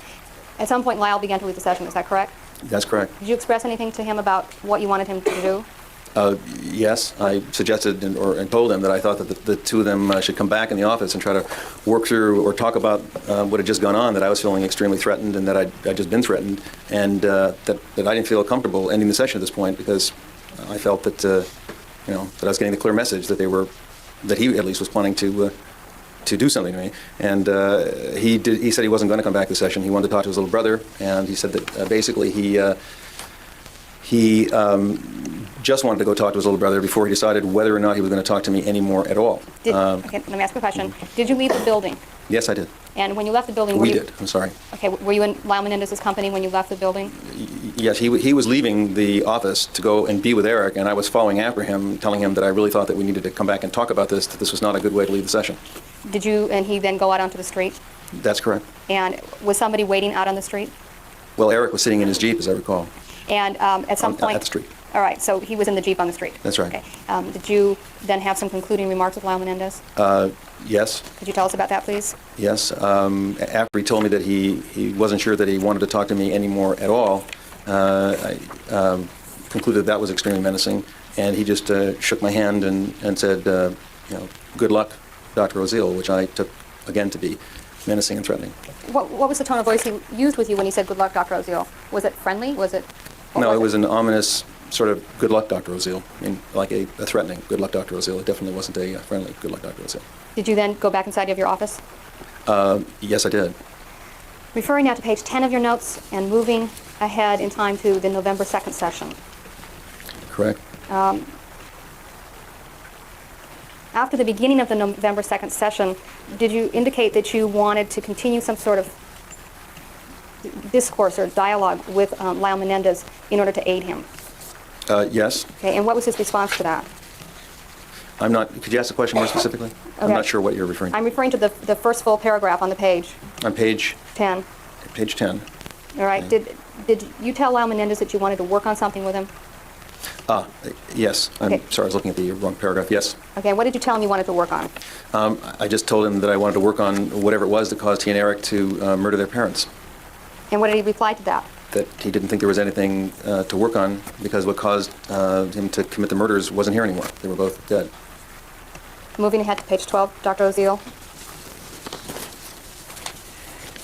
Referring to the second full paragraph, did Lyle Menendez ever express to you an opinion on his part about how his father would have felt about what had happened? Yes, he did. Okay, could you tell us about that? Yes, he said that he thought his father would have been proud of him for killing him. And did he explain why he thought his father would have been proud? Yes, first of all, he said that he knew that his father knew that he should have been killed. And he also said that he would have been proud of the good job that he did.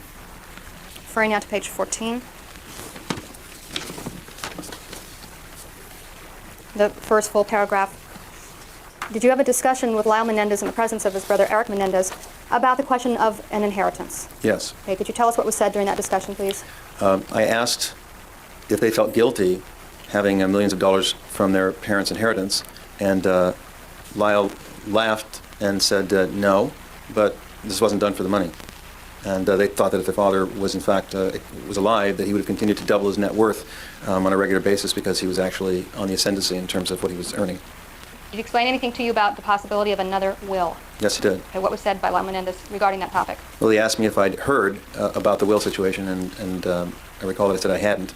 And he then told me that they had suspected that there was another will. Okay, did he tell you who had suspected? Do you recall if he told you who suspected there I think it was was his uncle that had suspected that there was another will, which I think he related both Eric and Lyle had also suspected, which would have disinherited Lyle and Eric, and that he. What did you want me to? Yeah, and what, did he say anything that he done in relationship to the possibility of this will? Yes. What did he say? We found a file called Will on the computer that they had at home that their mother had used, and Lyle arranged to have the entire hard disk erased so that none of the files could be brought up again. So there were only, I guess, zeros, and there weren't any actual letters that could be read. And this was to erase the possibility of discovering a will that would have disinherited Lyle and Eric, although Lyle did state that he didn't really believe that there was a new will that would have disinherited him. Referring now to page 16 of your notes. and referring specifically to your notes, did Lyle express any concern to you at this November 2nd session about the possibility of what would happen with your notes if someone else read them? Yes, he did. What did he say? He said that it was very important that the notes never get read. One of his cousins apparently had said that they would cut off the hands of anyone who they ever found that killed Jose and Kitty. And he also talked about the fact that it would be very embarrassing if it ever came out that they had killed their parents. Now, lastly, referring to page 17 of your notes, and again in reference to your keeping of the notes, did Lyle express anything about how he felt about the possibility of these notes getting read by someone else and how that might occur? Yes. Okay, what did he say? Well, he was very concerned about someone else harming me and therefore having the notes come out. So he made a joke about us having to be very good friends, and that if somebody broke into my house and robbed me and began to shoot me, if I heard a shot behind me and saw the robber drop, I'd probably see Lyle behind saying, "Have a good night's sleep, Jerry." Words to that effect. Thank you very much, Dr. Oziel. I have no further questions at this time.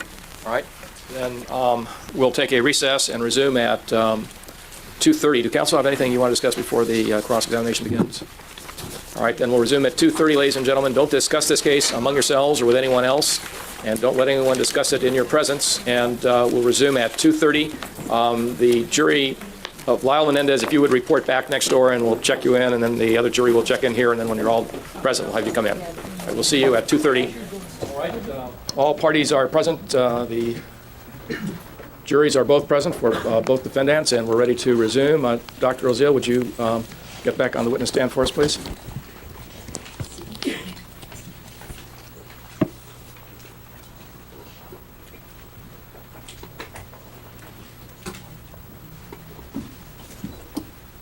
All right, cross-examination on behalf of the defendant, Eric Menendez. Thank you, Your Honor.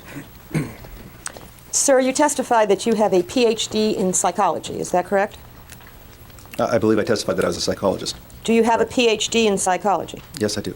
There are different types of psychology, are there not? Yes, there are. And there are different degrees in psychology. Is that correct? That's correct. And your degree is in clinical psychology. Yes? That's correct. And what is a clinical psychologist supposed to do? A clinical psychologist is supposed to practice psychology with people who are seeking counseling for psychological or psychiatric purposes.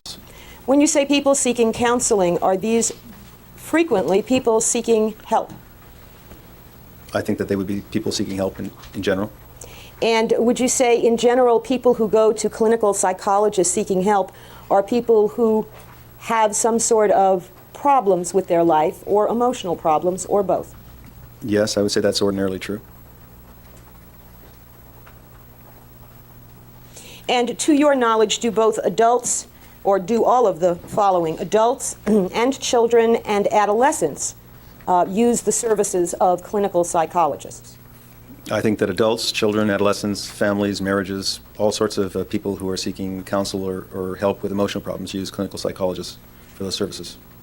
And is it a basic tenet of the psychologist-patient relationship that what a person tells their psychologist is ordinarily private? Ordinarily, what a patient tells a psychotherapist is private. Is that yes? I think I just said, ordinarily, it's private. And in fact, isn't it a basic tenet of effective psychotherapy that the patient be confident that what they tell their psychologist is like what they tell their priest, confidential? Objection, argumentative. Sustained. Is it a basic tenet of therapeutic treatment that patients be told that what they tell their psychologists are like what they tell their priest, confidential? No, I wouldn't ever make the analogy that what patients tell their psychotherapist is the equivalent of what they tell their priest. Well, isn't it an accepted notion in clinical psychology that unless a patient believes what they're saying is confidential, it's unlikely that they will be totally forthcoming or trusting of their therapist so as to share their pain and their problems? Objection calls for speculation. Objection sustained. In your training and education, were you trained and educated in informing your patients that they were free to tell you things because what they told you was confidential? Objection irrelevant. Overruled. I was trained that that was something that I would tell patients with exceptions, and in fact, that's not. The answer is No, I was not trained to tell people that what they told me was confidential in an absolute sense. So when your patients come to you, you tell them that what they tell you is not confidential. Is that what you're saying? I don't believe I said that. Well, do you tell your patients that what they tell you is not confidential? No. Are you free, generally speaking, to tell other people what your patients tell you in therapy? Generally speaking, no. And do you tell your patients, generally speaking, what they tell you is confidential? I tell them specifically that what they tell me is confidential, except for the limitations to confidentiality in psychotherapy. So you tell them generally it's confidential unless certain things are true or certain things happen. Objection irrelevant as to general, Your Honor. Overruled. Could you repeat the question? Could the reporter read it back, Your Honor? Yes. Question, so you tell them generally it's confidential unless certain things are true or certain things happen? Unless certain things are true or certain things happen. Yes? I would say that's true. Now, apart from receiving a PhD in clinical psychology, did you also obtain certain specialty certificates or Yes. certifications? Yes. And are your specialty certifications in, number one, phobia and anxiety disorders? I don't have a specialty certificate in phobia and anxiety disorders. I do specialize in treating phobia and anxiety disorder problems. So you do not have a certification in phobia and anxiety disorders from the Phobia Society of America, or do you? The answer would be that the Phobia Society of America is not, to the best of my recollection, a certifying agency or body. I am a member of the Phobia Society of America, and I do have the equivalent of something that is a document that one puts on the wall if one wishes that represents that you're a member of the organization, but I don't know that it's a certifying body. So it is not a certification. Is that right? I don't know whether it is or it isn't. I don't recall. Well, would it be proper to call it a certification? I'm sorry? Would it be proper to call it a certification? I just don't remember now whether it is a certification or it isn't. It may say on the certificate or piece of parchment that it is a certification. I just don't recall it. Did you list it on your curriculum vitae as a certification, I may well have. even though you don't know if it is? Maybe it is. I'm just saying I don't recall now whether it is or it isn't at the moment.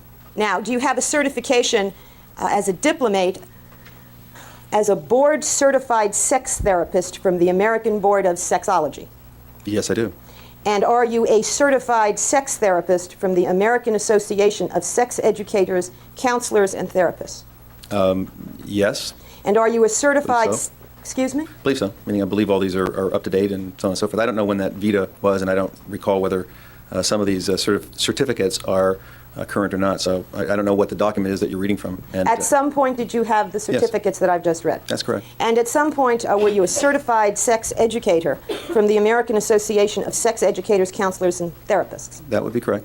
And at some point, were you a certified sexologist of the American College of Sexologists? I believe so, yes. And now have I read to you all of the areas of which you are or were or believe you are or were certified? Again, why was a young kid going to a sex therapist that was sent there by his father or, parents, I'm assuming? So, does that make sense to anybody? I don't know. You're holding my vita, and I haven't probably looked at it for several years, so I don't So recall. you need to see your vita to know what your specialties are? No, I just don't recall whether I have certifications in areas that you didn't read off. I may or may not. Your Honor, may the record reflect I'm holding a document entitled Curriculum Vitae 1988, named Jerome Oziel, Ph.D. Sir, why don't you look over this document? I haven't marked it yet. See if that appears to be a copy of your CV as of 1988. It says 1988 on it. I haven't seen this in a very long time. It does appear to be a copy of a CV, and I don't know when the CV was done. Well, you did it, didn't you?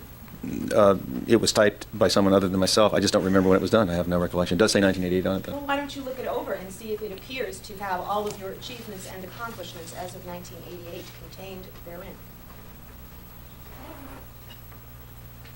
Are you referring specifically to certification, or are you referring to the entire document? Whatever it takes for you to convince yourself as to its date of preparation or accuracy as of a particular year.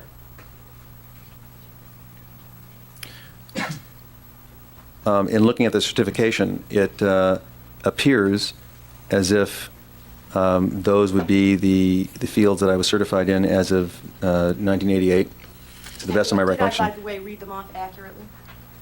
I believe you did. Okay. Is there anything else in the document that informs you as to when it was prepared?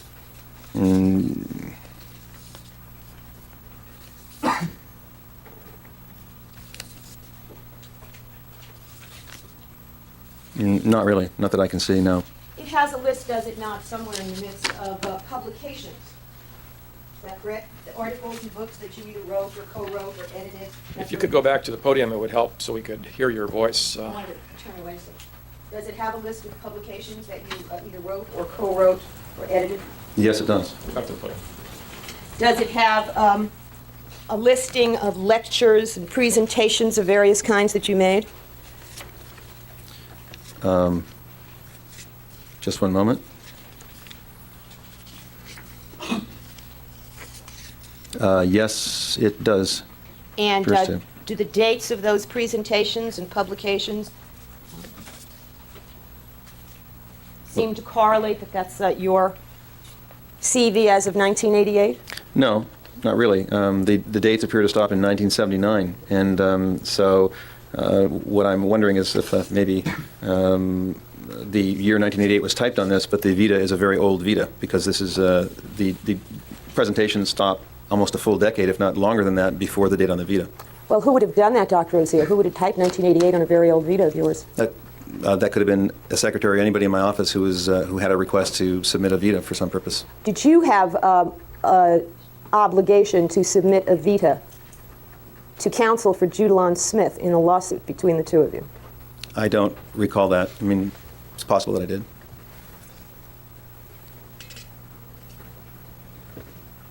Now, when you look at the articles and the books and the lectures that are listed in that Vita, would it be fair to say that the vast majority of those things which you either wrote or spoke on deal with sex therapy? I would say that the majority appear to deal with sex therapy. I don't know about the vast majority. I haven't taken the time to peruse it. And in your clinical practice, do you advertise in various yellow pages and such? Yes. As of 1989, 1989 to 1990, did you advertise as a sex therapist? No, I didn't advertise myself as a sex therapist. There probably was an advertisement saying something like sexual counseling services or marital counseling services. Under your name or under the name of some organization of which you were a director? I don't recall anything about me being a director of it. It was a long time ago, but I think it was just a DBA or a name of just a referral service number to call if people were interested in that kind of treatment. Why don't we back up? In 1988, 89, 1990, you had offices, private offices, correct? That's correct. And they were on Bedford Drive in Beverly Hills? That's correct. And you had telephone numbers to that office? That's correct. And did you advertise in telephone directories under your name? Yes, I believe so. And did you, in those advertisements, hold yourself out to be a sex therapist or someone who was providing sex therapy or sexual counseling? I believe so. And do you believe that you also held yourself out as someone who treated phobias and obsessive-compulsive disorders? I don't recall whether I did or didn't hold myself out to be someone who treated obsessive-compulsive disorders. The best of my recollection would be that probably that I did state that I treated phobia-related problems. Now, to the best of your recollection, at any time from 1988 through 1990, did you ever hold yourself out as an expert in adolescent adjustment disorders? Hold myself out, do you mean did I advertise myself? Yes. No. Did you ever write an article on that topic? No, I did not. Did you ever lecture on that topic? No, I did not. Did you ever appear on television discussing that topic? I certainly did not. Well, you did appear on television discussing other topics, didn't you? Yes, I believe I did. In fact, you listed them in your Vita, correct? You can point that out to me. Well, do you remember that that would be something that you would put in your CV, your television appearances? I don't know. I haven't seen that in a number of years. You're refreshing my memory. Do you have a current Vita, Dr. Oziel? I'm sure I do somewhere, but I haven't looked at it for some time. Turning your attention to page 6 of this document under the heading Television Invited Interviews, does that have a list of television appearances that you made? Yes, it does. And can you tell me the date of the latest television appearance that appears on that CV? It is 1988. Why don't you keep reading? Oh, there's one that says 1990. So that does not appear to be an old, outdated CV. That appears to be a CV at least from some point in 1990, correct? It looks like someone used it in 1990, but the information in the CV is not it's not an updated. I think somebody may have typed that onto an old Vita, which is what I think happened.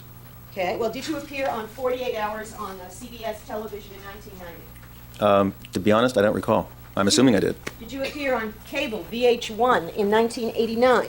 I'm assuming I appeared on all of the things listed there. I just don't have vivid recollections of any particular TV shows I did or didn't appear on. How about Fox 11, an AIDS special in 1988? Does that, do you remember that? I remember having been part of an AIDS panel that was televised, so yes, that rings a bell. That's yes? Rings a bell, yes. How about on the CBS Network News in 1988? Do you recall making an appearance there? I don't recall it. How about Eye on LA in 1987? Do you recall that? I think the best way to respond to this is without the specific titles of the segments or a description of what they were, I'm not going to have an easy time recalling any of them because they didn't have all that much import to me. Well, just for clarification, this curriculum vitae, that's a Latin word, correct? Those are Latin words. I think so. An English word for this is a resume, right? I think that a resume and a curriculum vitae are probably different. Well, basically, though, this is supposed to be a compilation of all of your professional achievements. Your degrees, your writings, your lectures, your positions, your appointments, all of that, right?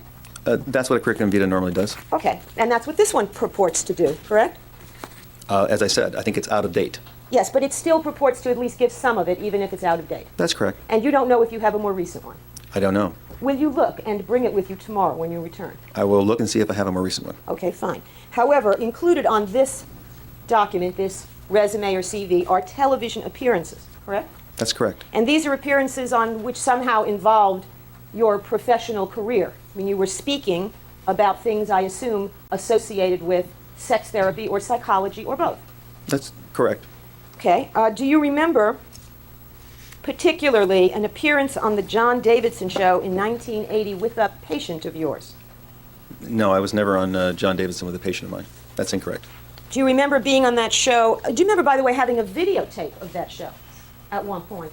I might have somewhere. I don't know. And do you recall if that was the show, your appearance on that show had to do with phobias and how you had cured phobic behavior? I don't think it said anything about me curing phobic behavior. I think the appearance was just one to discuss phobias, and it did not involve a patient of mine at all. So you were there to discuss phobias. You did do that show. I did discuss phobias. Did you do that show? On that show, yes. Okay. And you also were on the Today Show in 1978. Was that to discuss phobias or sex therapy or both? I have no recollection. Overall. I have no recollection of that at all. Did you seek out television appearances? No, I did not. They sought you out. Is that correct? That would be correct.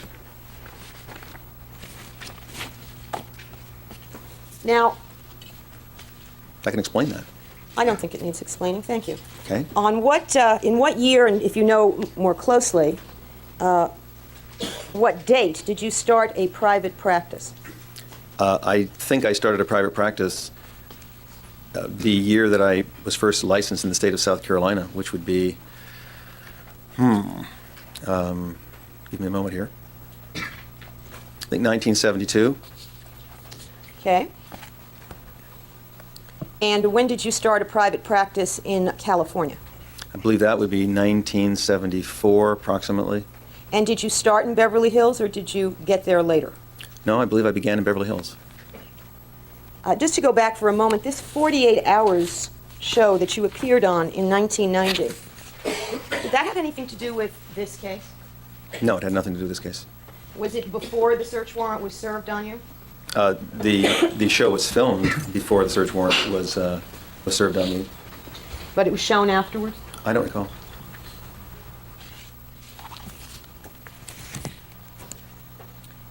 So you believe you started your practice in Beverly Hills in 1974? I believe so, approximately 1974. And at that time, did you also have some kind of affiliation with the University of Southern California Medical Center, County General? Yes, I did. And did you, were you teaching in some capacity or training in some capacity in sex therapy at County General? Among many other areas, yes, I was also teaching and training in sex therapy, but only among other areas. And At some point, did your teaching at USC end, or do you still do that? No, up until several years ago, I was still on faculty at USC. It did end only a couple of years ago. I can explain I that don't- process. Why don't you just wait for question? It's Okay. more organized. All right. In 1988, you've already indicated you first came in contact with the Menendez family. Is that right? I believe so. And, well, you're not sure? I haven't seen my records, as you know, Ms. Anderson, for approximately 4 years. I haven't had them, so I'm assuming that 1988 is about right. If you'd care to provide me with my with the records, I probably could save some time. Well, first let's establish the state of your memory. I honestly do not remember the year in which you first met the Menendez family. Is that what you're telling me? No, I believe it was 1988, but we've been talking about a lot of dates, and I was just thinking that it might save some time for me to have my own patient records here. So you believe it was 1988, and do you recall which members of the Menendez family you came into contact with first? To the best of my recollection, the answer would be, I believe so. You believe you do remember who? I believe I do. And who do you believe it was that you first came into contact with from this family? I believe that I first came into contact with Kitty and Jose Menendez. And do you believe that it was after that that you first came into contact with Eric Menendez?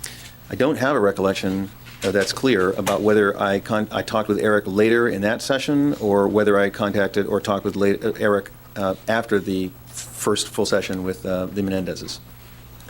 Dr. Oziel, you've indicated in response to questions from Mrs. Bozanich that on March 8th, the Beverly Hills Police went to the safe deposit box and removed some materials from it. Recall that? Yes, I do. And did they also remove some things from your home before going to the safe deposit box? Yes, I did. And among the things that were removed from your home, did they remove ledgers that contained the account records of the Menendez family? Yes, I believe they did. Your Honor, I would like to mark these documents. There are 4 pages of yellow accounting-style papers. I propose to mark them with one number and A, B, C, D the pages. That's fine. 97, A, B, C, and D. Let me just make sure they're in chronological order before I submark them. Of course not.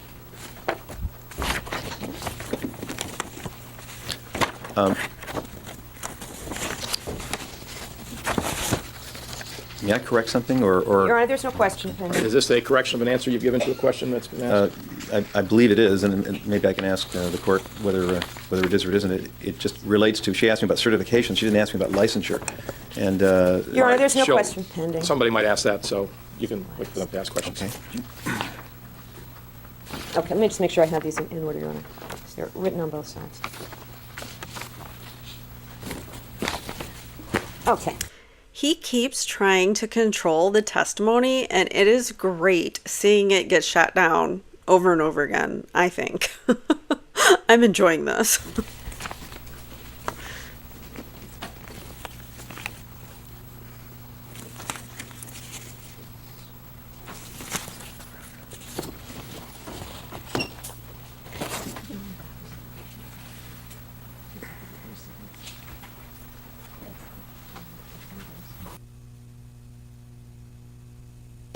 Yes. Thank you.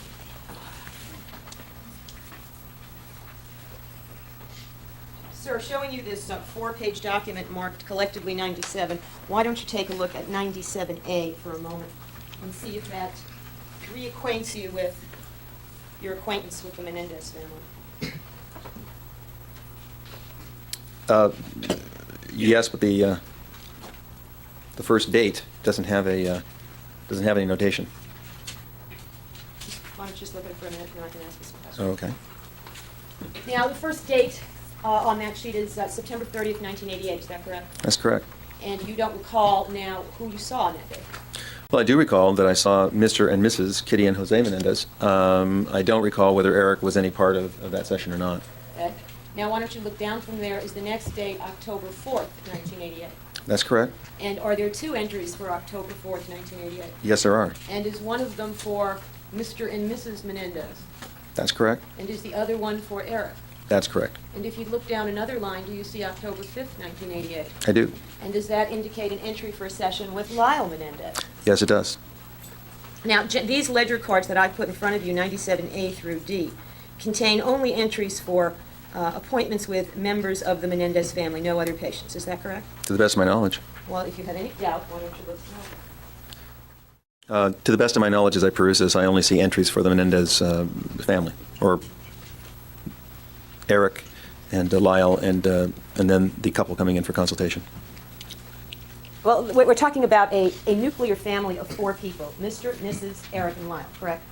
We're talking about a nuclear family, but I wasn't treating all 4 members of the family. I didn't ask you that, did I? Ask- All right, I ask asked your you next if those ledgers contain only appointment information for the 4 members of the Menendez nuclear family. And you said you weren't sure, so I let you look at it. So now, are you sure that's only the ledgers for the Menendez family contacts? That's all that I saw in perusing it. All right, the objection is overruled. Your next question, please. Now, in 1988, when you first met the Menendez family, did you tell any or all of them that your license was on probation at that time? I don't recall having told them that. And in 1989, in October, specifically October 31st, when you had Eric and Lyle in your office, did you tell either of them at that time that your license was on probation? I don't believe I did.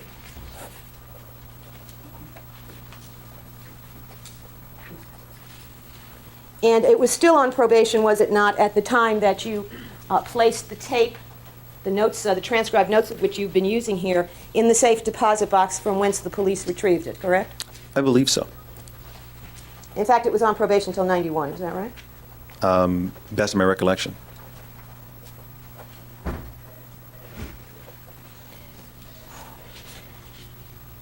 Now, I want to talk generally for a moment, sir, about some of your practices in therapy.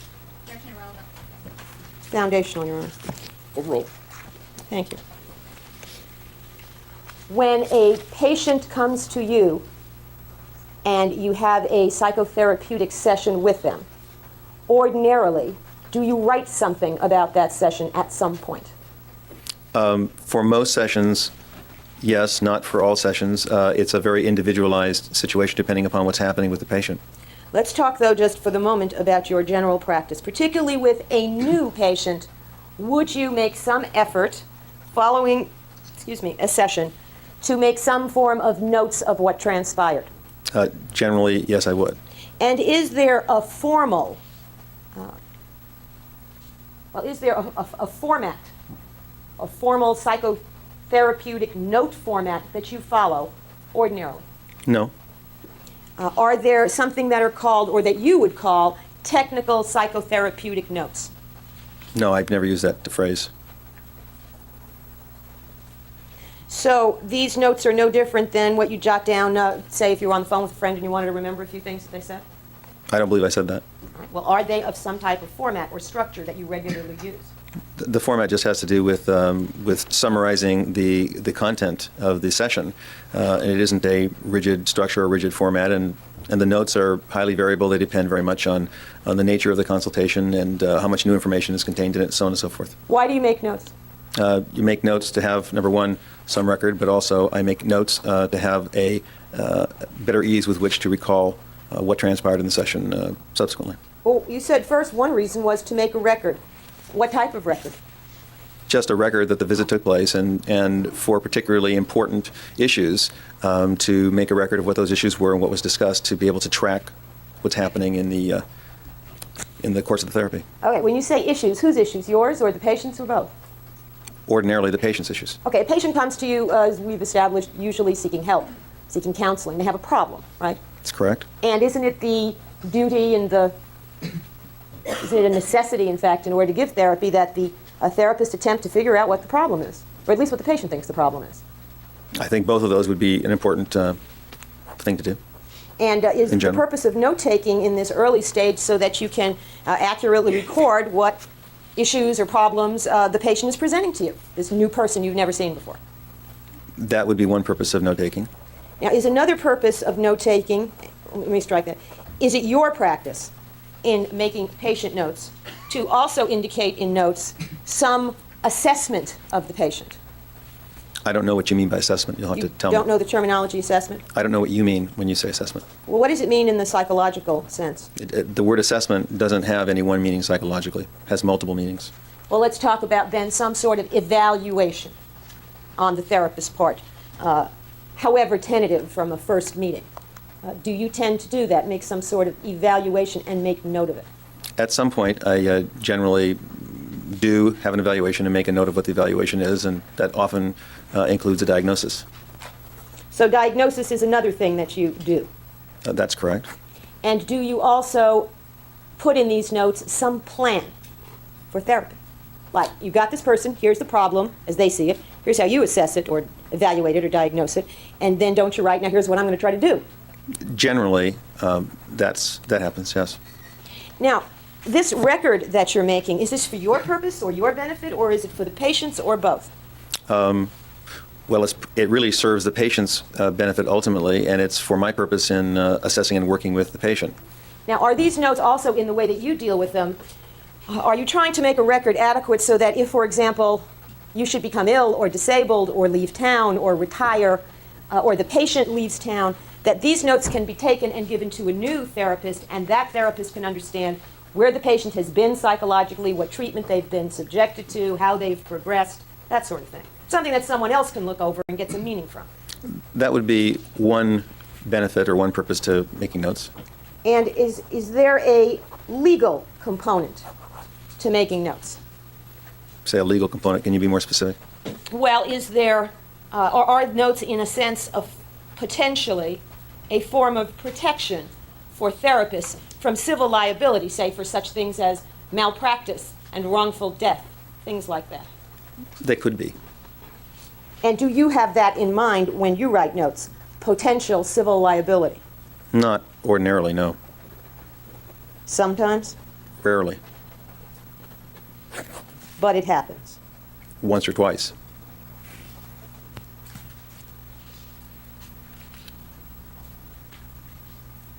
And are notes also made so that you can remember what the patient told you last week, so when they come in next week, you don't misquote someone else's history to them, or seem ignorant or uninterested or uncaring or unconcerned by not remembering what they've told you? Sure, that would be a reason for making notes as well. Now, I'd like to show you, before I do that, let me ask you if in 1988 it was your standard practice to maintain notes of sessions with your patients as a general practice. I believe that it was. Was the same true in 1989? I believe that it was. And was the same true in 1990? I believe that it was. Now, when you started your private practice in Beverly Hills in 1974, did you have office hours and see patients 5 days a week or something less than that? Something less than that. Have you ever had a 5-day-a-week practice in the sense that you saw private patients at your office 5 days a week? I believe so. And was that true in 1988, 89, and 90? I don't recall. Like I said, I haven't seen those records for numerous years. Do you have a private clinical practice now? Yes, I do. Do you see patients now? Yes, I do. And do you see patients 5 days a week? No, I do not. How many days a week do you see patients now? Oh, approximately 2.5 days a week. And was that true as well in last year, in 1992? I don't recall. Do you recall 91? No, I don't. Okay. Let me, if I might approach Your Honor, these are... I ask counsel to approach the sun mark for one. Your Honor, I have two appointment-style books. I'd like to mark the one that's marked 1989, Exhibit 98, and the one that's marked Week at a Glance and inside says 1990, Exhibit 99. Right. Now, Dr. Oziel, here's what I propose to do. First of all, I just want you to identify these as your appointment books for the years 1989 and 1990, and if you just glance through them to assure yourself that that's what they are, then I'm going to give you an opportunity to look at them a little more carefully.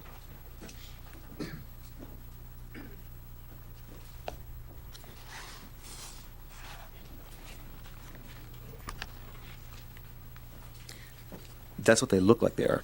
Okay. Now, what I'd ask you to do, first of all, Those books appear to have the names of patients in them, and you understand that I'm not going to be eliciting from you the names of any of those patients in that book. You do understand that, correct? I do. All right. What I would ask you to do, though, in order for me to continue with questions about the nature of your practice, is for you to look at the 89 book, first of all, in order to allow you to answer my question concerning how many days a week did you see patients in your clinical practice. So take whatever time you need to refamiliarize yourself with that book.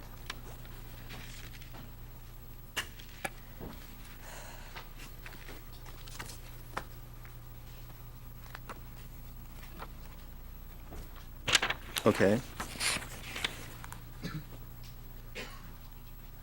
All right, are you able now to answer the question as to how many days a week were you seeing patients in your practice in 1989? Appears to be 3 days. And now, if you would, switch over to the 1990 book, which I believe only contains 3 months of entries. Actually, less than that. That's correct.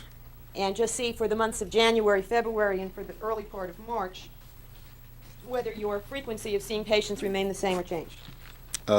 It appears to have, it's approximately the same, so far as I can tell. I believe what the 1989 book shows is that you saw patients on Tuesday, Wednesday, and Friday. Is that right? That's what it appears to be for the bulk of the book.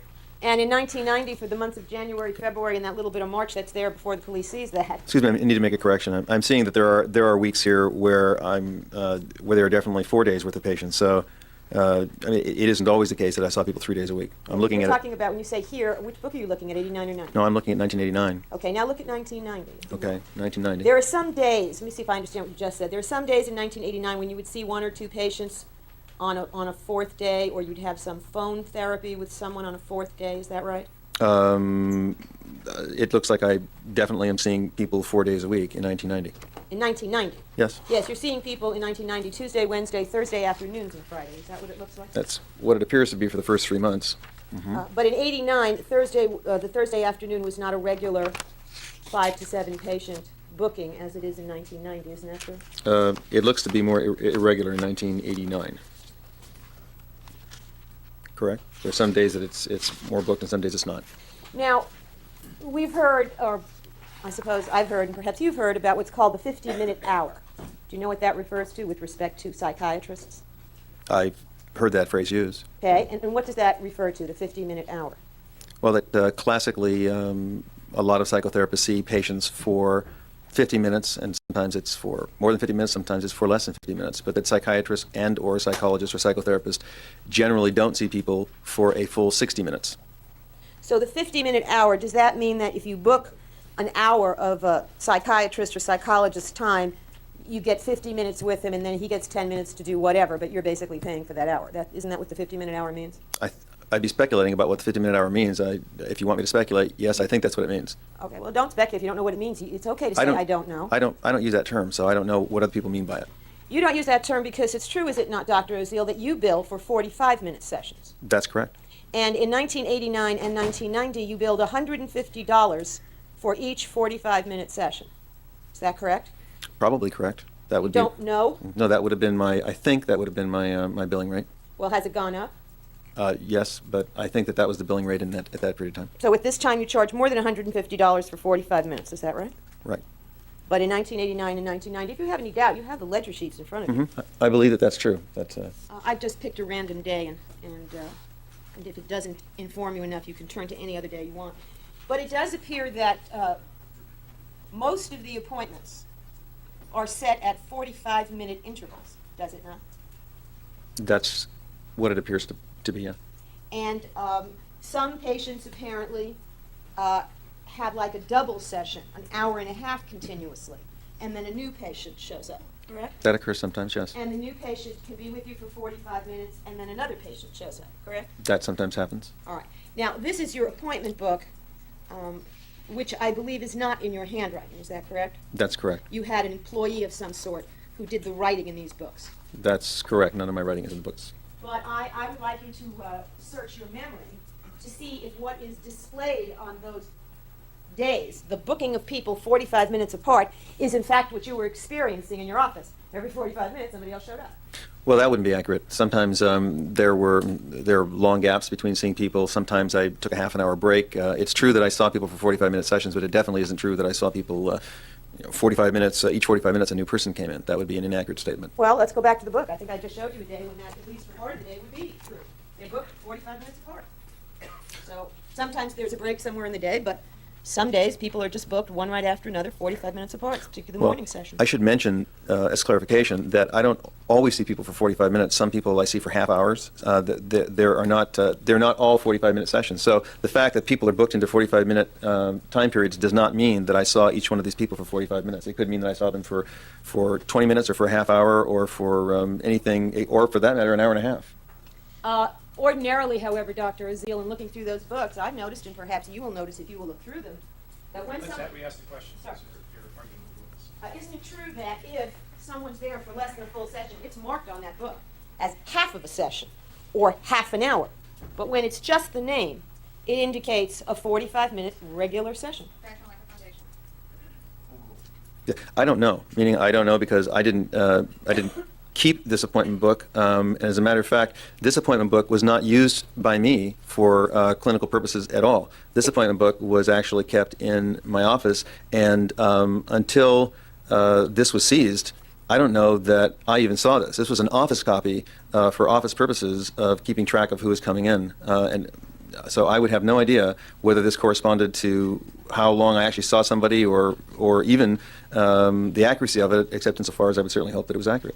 Wasn't that the book from which the billings were compiled? I also don't know that. I mean, You don't know what was used to bill people $150 for every 45 minutes? You don't know what was used to do that? I think I said I don't know if this was the book that was used. Okay, but what I'm asking you is, looking on the face of, and you can point to any page that you think disputes what I'm saying, but in looking on the face of those pages, it appears that appointments are booked with named patients at 45-minute intervals. It does appear that way in this book. And weren't those books seized pursuant to search warrant from your home? Yes, they were. And that's where they were kept all the time, in your home, In a business office within my home, yes. to which you were permitted entry. That's correct. In fact, it was your office. No, it wasn't my office. It was a business office. Whose business? Well, it was the professional practice, but it wasn't my office in the sense that I used it on a daily basis to be using it as an office. It's in your house, and it's the office of your professional practice. Is that what you mean? Right. It's your practice, so it's your office, right? Okay, that's the sense in which you mean it.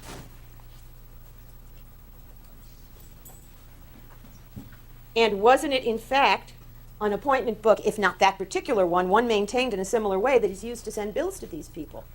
And I don't know whether this appointment book was used to send bills to people or not. Well, do you know what kind of appointment book was used to send bills to people? Frankly, I'm not sure. And who did the billing?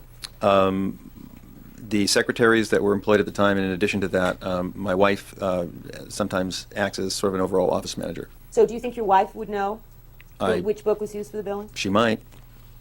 Who was the secretary that you had who did the billing in 1989? I don't recall. I'm not sure. Well, who were the choices? I think that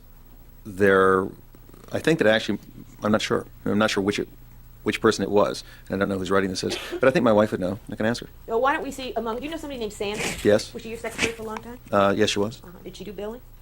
She did. Did she work for you in 1989? I don't recall if she did or didn't. I don't know when she stopped Does working. she work for you now? She does not. What's her full name? Her name is Sandy Lambeck. Lambeck? Yes. And do you know who was your secretary after Sandy? No, I do not. Do you know who your secretary is now? Actually, I think her name is Dolores.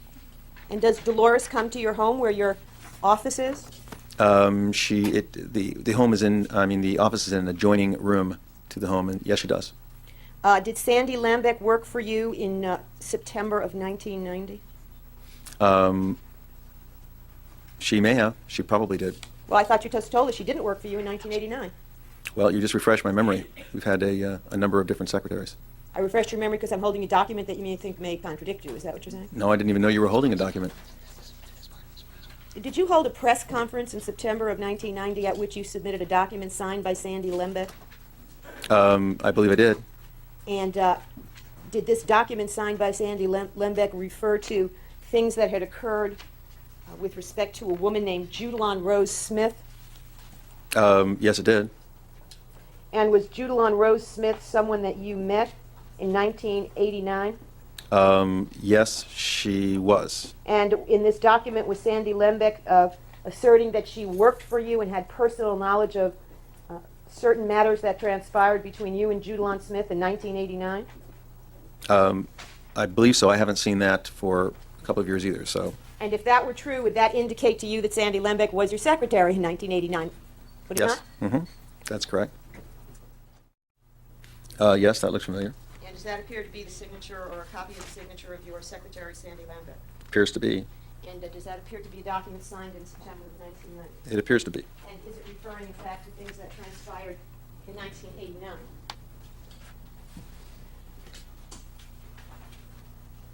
I don't recall when some of these things transpired, but I believe they probably would have been in 1989. And by this document, Ms. Lembeck is basically saying she's your secretary.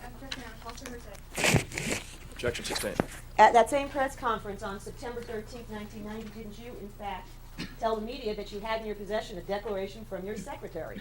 I don't recall, but if you have something stating I did, I probably did. Now let's get back to the appointment books. Okay. Do you believe that you were making notes in 1989 of patient sessions? I believe I was. And what was your standard practice for making notes? When would you do it? In what form would you do it? And then what would you do with them? Okay. I would make notes, usually after sessions. Sometimes I make notes in groupings, meaning I'll summarize. Go ahead. I just, for one thing, the mic pops if you get too close. Okay. You said you would make notes after sessions, sometimes in groupings. Groupings, meaning I would summarize what's transpired over the past month with a given patient, something of that nature.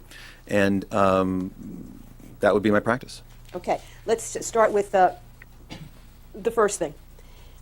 You said you would make notes after the sessions. Does that mean that after every 45-minute session, before the next patient shows up, you'd write something down? No, not always. Very often at the end of the day, I would make notes summarizing what had happened with the people that I saw that day, most particularly with people whose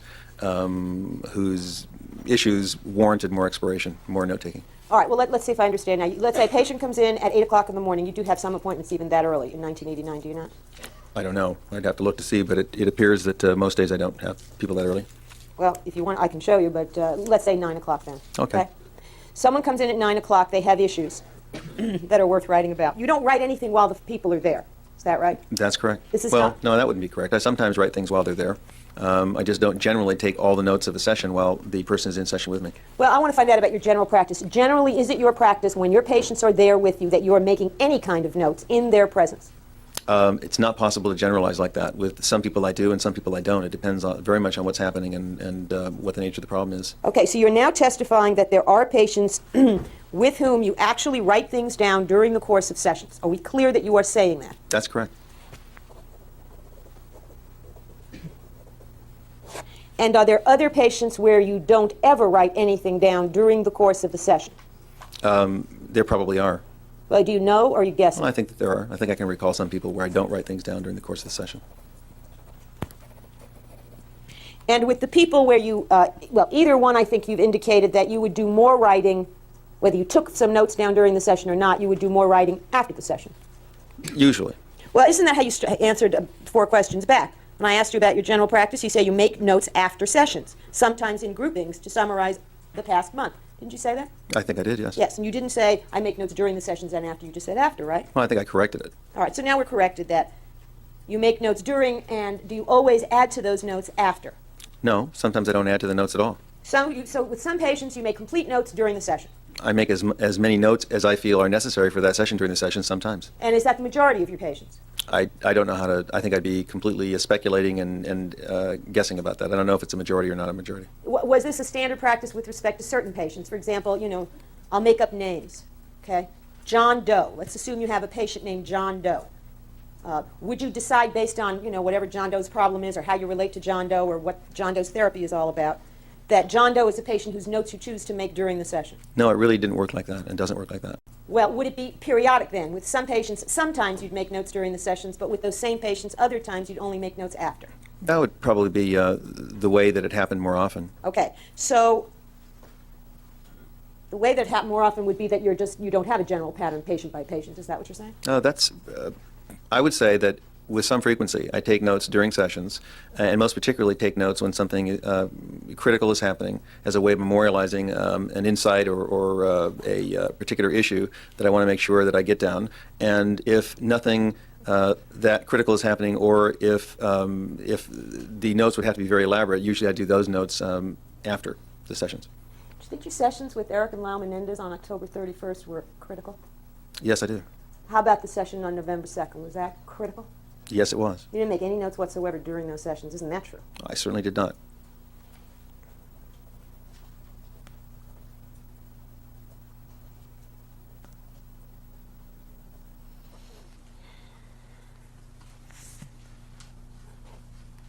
Now, on days that would be very busy, where you'd see a lot of patients, I take it that most of your non-intra-session notes would be made at the end of the day.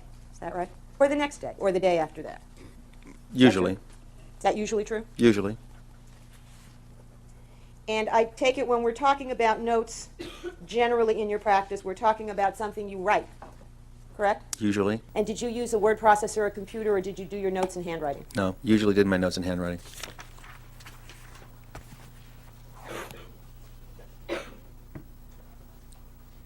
And in what form? Were these notes on a particular form or a particular kind of paper or in a particular book? No, actually, the notes would be just jotted down on a kind of paper, lined paper, whatever, but they're not in a particular kind of form or book. Now, did you see members of the Menendez family periodically over much of the course of the period between September 30th, 1988 and August 20th, 1989? I would say that would be a true statement. But members of the family would imply that I saw Mr. and Mrs. or Jose and Kitty Menendez with some frequency, which I did not. I don't remember saying anything about frequency. I said periodically. Now, is the statement still true? Periodically. Yes? Yes.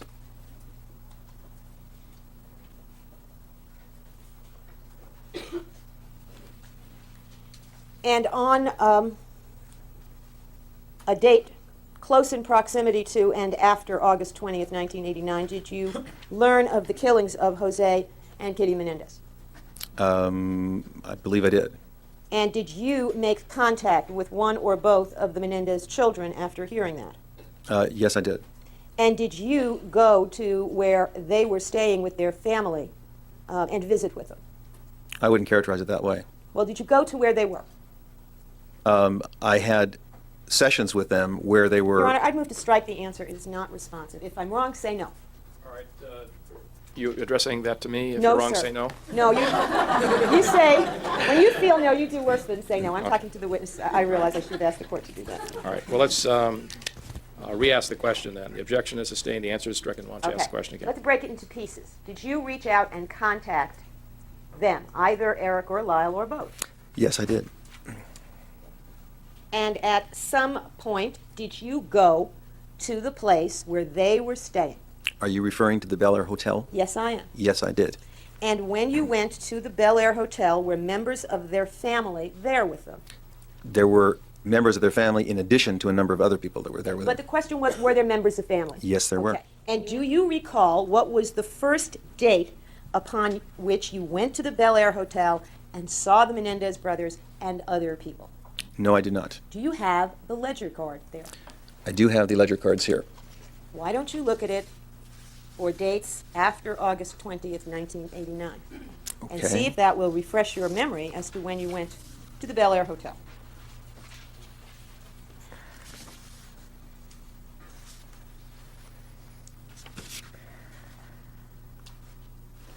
Okay, I see August 23rd, 24th, and 25th.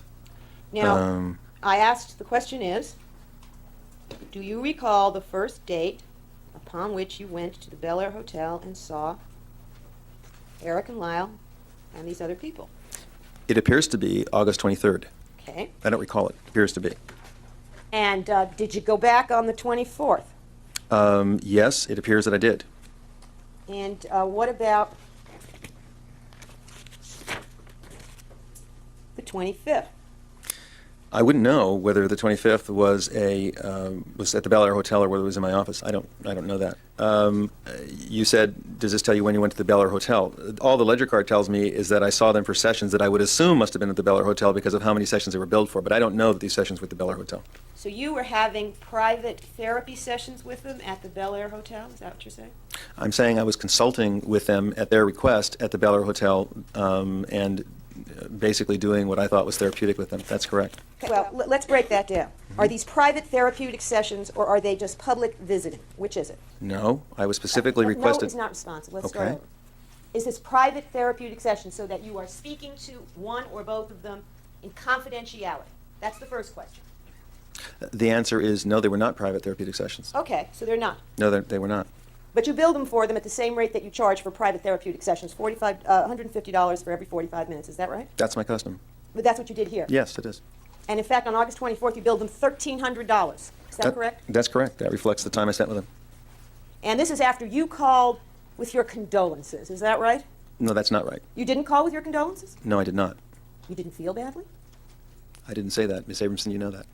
What I know, Dr. Oziel, is not Counsel, what's let's not involved. argue with the witness. Did you Ask call your with your next question. condolences or express your feelings of sentiment, support to them? I'm sure that in the first couple of minutes or minute of interaction, I did, and I'm also sure in my memory that what I did immediately thereafter was ask them if, in fact, ask Eric, as I recall, if in fact he wanted me to be there as a person, as a therapist, to help him.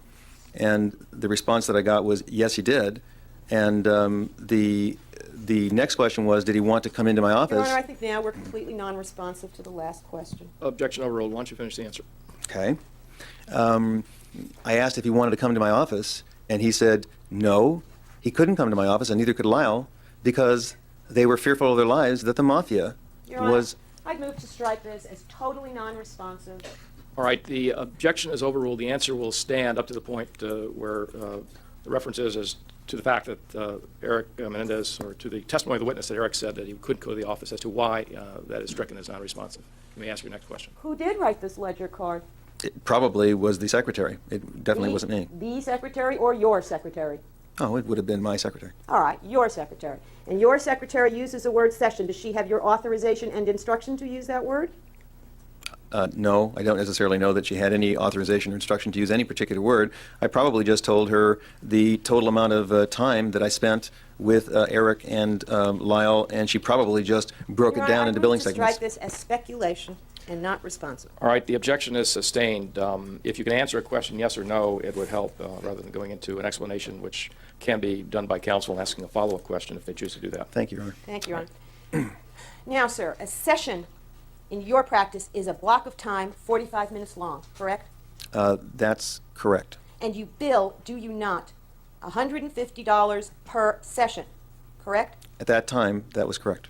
And so when your secretary notes on the ledger sessions, that's a unit of billing, correct? That's how she broke that down. That's correct. And for August 24th, the units, there were 8 units or sessions plus half an hour, correct? It looks like that's what it says. And the amount of money, does that seem consistent with 8 45-minute sessions plus half an hour? Approximately. Now, on 8/23, the ledger shows 3 sessions and it says consult. Now, does that lead you to believe that this is other than sessions in your office? I have no idea why this person wrote down consult or sessions. I really don't.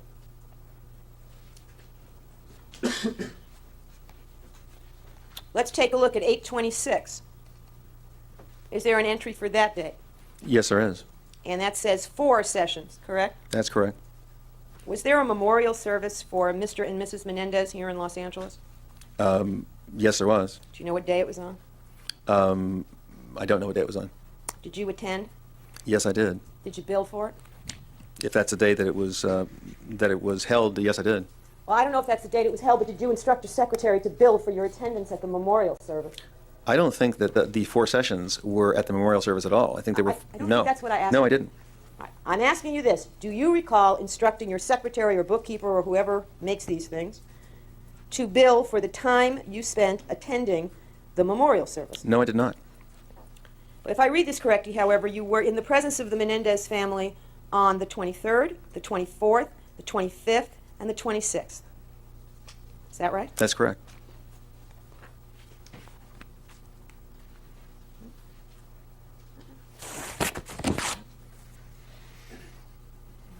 Why don't you open the appointment book, Dr. Oziel, for 1989 and turn to August 23rd.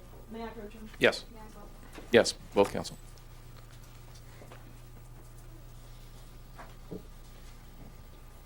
August 29th.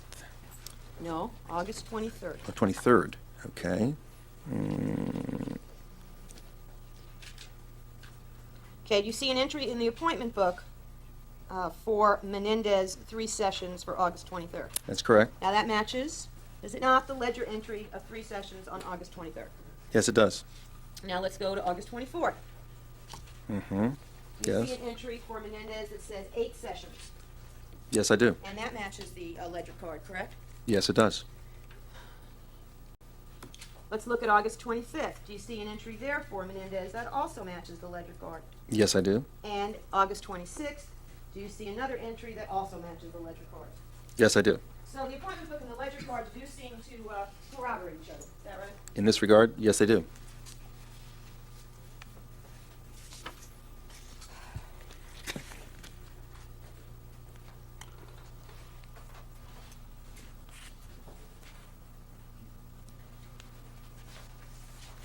In June of 1989, did you become acquainted with a woman named Judalon Smith?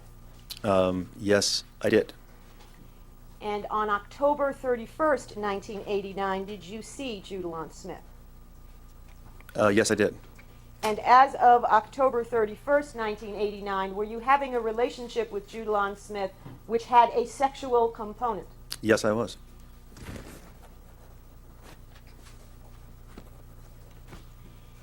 And at some point on October 31st, 1989, did you tell Judalon Smith what Eric and Lyle Menendez had said to you in their therapy session with you on that day?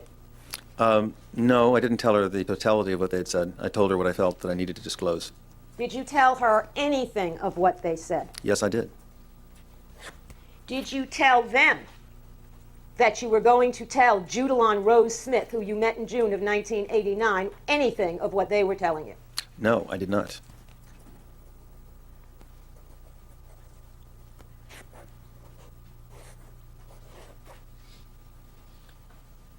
Now, did you make these revelations to Miss Smith in your office or somewhere else? I believe I told Judalon Smith what I felt that I needed to tell her at her home. Dr. Oziel, was there some reason why you inserted in that answer what I needed to tell her when I asked you a location? Some reason you felt you needed to do that? I was explaining what occurred. I asked you where. Can you answer where? Excuse me, this is our manager. All right, he has answered the question. Now, you believe it was at her home. Do you have some doubt in your mind about where it was? To the best of my recollection, it was at her home. Are you sure it was at her home? I'm relatively certain it was at her home. Are you absolutely positive it was at her home? I believe I said I'm relatively certain it was No, at her home. then the answer is no. You're not absolutely positive. I'm basically as positive as I can be that it was at her home. So you are positive it was at her home. That's an argumentative. Sustained. Now, you're aware of the fact that she claims that she was in your office while the Menendez brothers were seeing you on October 31st. Are you now? Yeah, I'm aware. Here's that, Mr. Strike. It's not offered for the truth. Still objection sustained, the answer is stricken. Did you ask Judalon Smith to come to your office on October 31st in order to eavesdrop on your therapy sessions with the Menendez brothers that day? Actually, it was quite the contrary.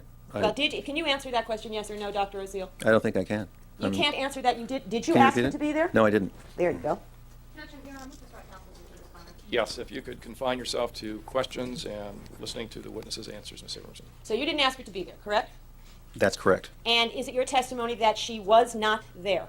I do not recall Judalon Smith being there that I saw her. I was in session with Eric and Lyle for approximately 4 to 4.5 hours, and I would have no way of knowing whether anybody else came into my waiting room while I was in session with somebody. So the answer is, to the best of my knowledge, no, she was not there. Well, if you have no way of knowing, then your answer, I take it, is you don't know. I don't know, but I do not believe she was there. Can people just walk into your office at any hour of the day or night? The door's unlocked, is that right? Absolutely, the door to the waiting room is unlocked. They can't walk into the inner corridor that leads to session rooms, but they can walk into the waiting room. At all hours of the day or night? Well, I wouldn't say that. I would say as long as there is any therapist remaining in the office seeing patients, the waiting room door is closed, but the door to the waiting room is, from the outside, is unlocked. After you finished seeing Eric and Lyle on October 31st, did you see Jude Lawn Smith in your office?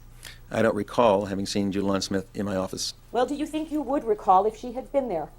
I don't have any recollection of her being there. Did you make some phone calls after you saw Eric and Lyle on October 31st? Yes, I did. Did you make those calls from your office?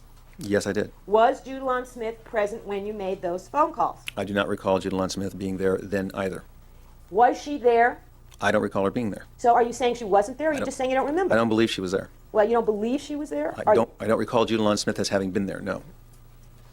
Was it raining that night? I have no idea whether it was raining or not. Were you wearing clothes that night? Yes, I was wearing clothes. You're certain of that? I am certain I was wearing clothes. That's correct, Ms. Abramson. It's not that you believe you were wearing clothes, you know you were wearing clothes. Is that correct? I do know I was wearing clothes. That's correct, Ms. Abramson. Do you know if Jude Lawn Smith was there or not? Overruled. I don't believe Jude Lawn Smith was in my office. I don't recall having seen her. Do you know if she was there? I can't know if she walked into the waiting room, no. Did she walk into your office, into your field of vision, when you were making the phone calls? No. Who did you call? I called several attorneys. Who? I don't remember all the names of the attorneys that I called. Who do you remember? One of the people that I called was Mr. Brunon.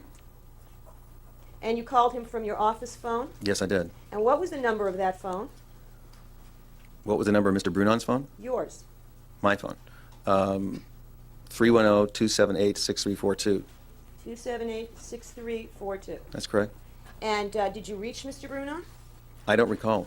I actually talked to a number of people over several days, and I don't know who I called or didn't call. Let's back up. We're just on October 31st, right after Eric and Lyle have left, correct? Correct. You've made a series of calls, right? Right?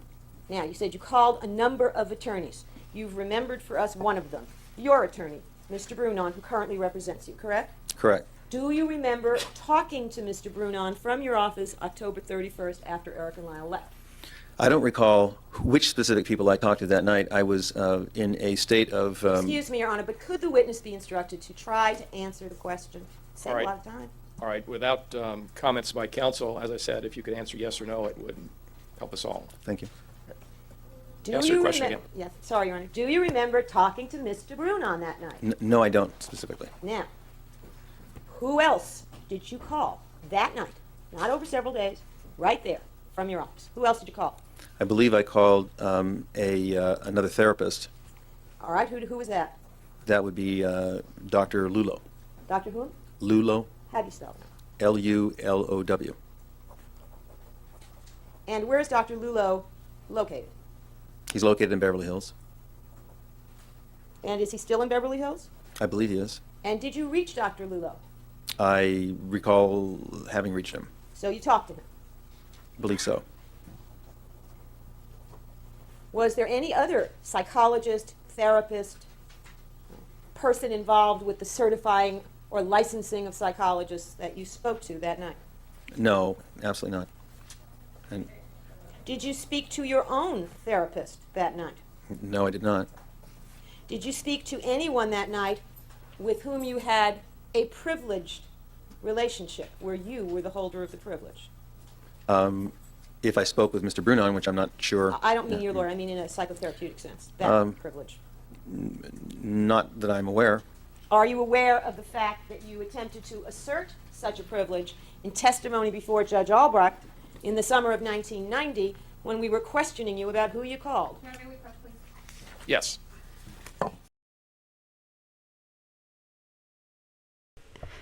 And part one cuts off with a cliffhanger.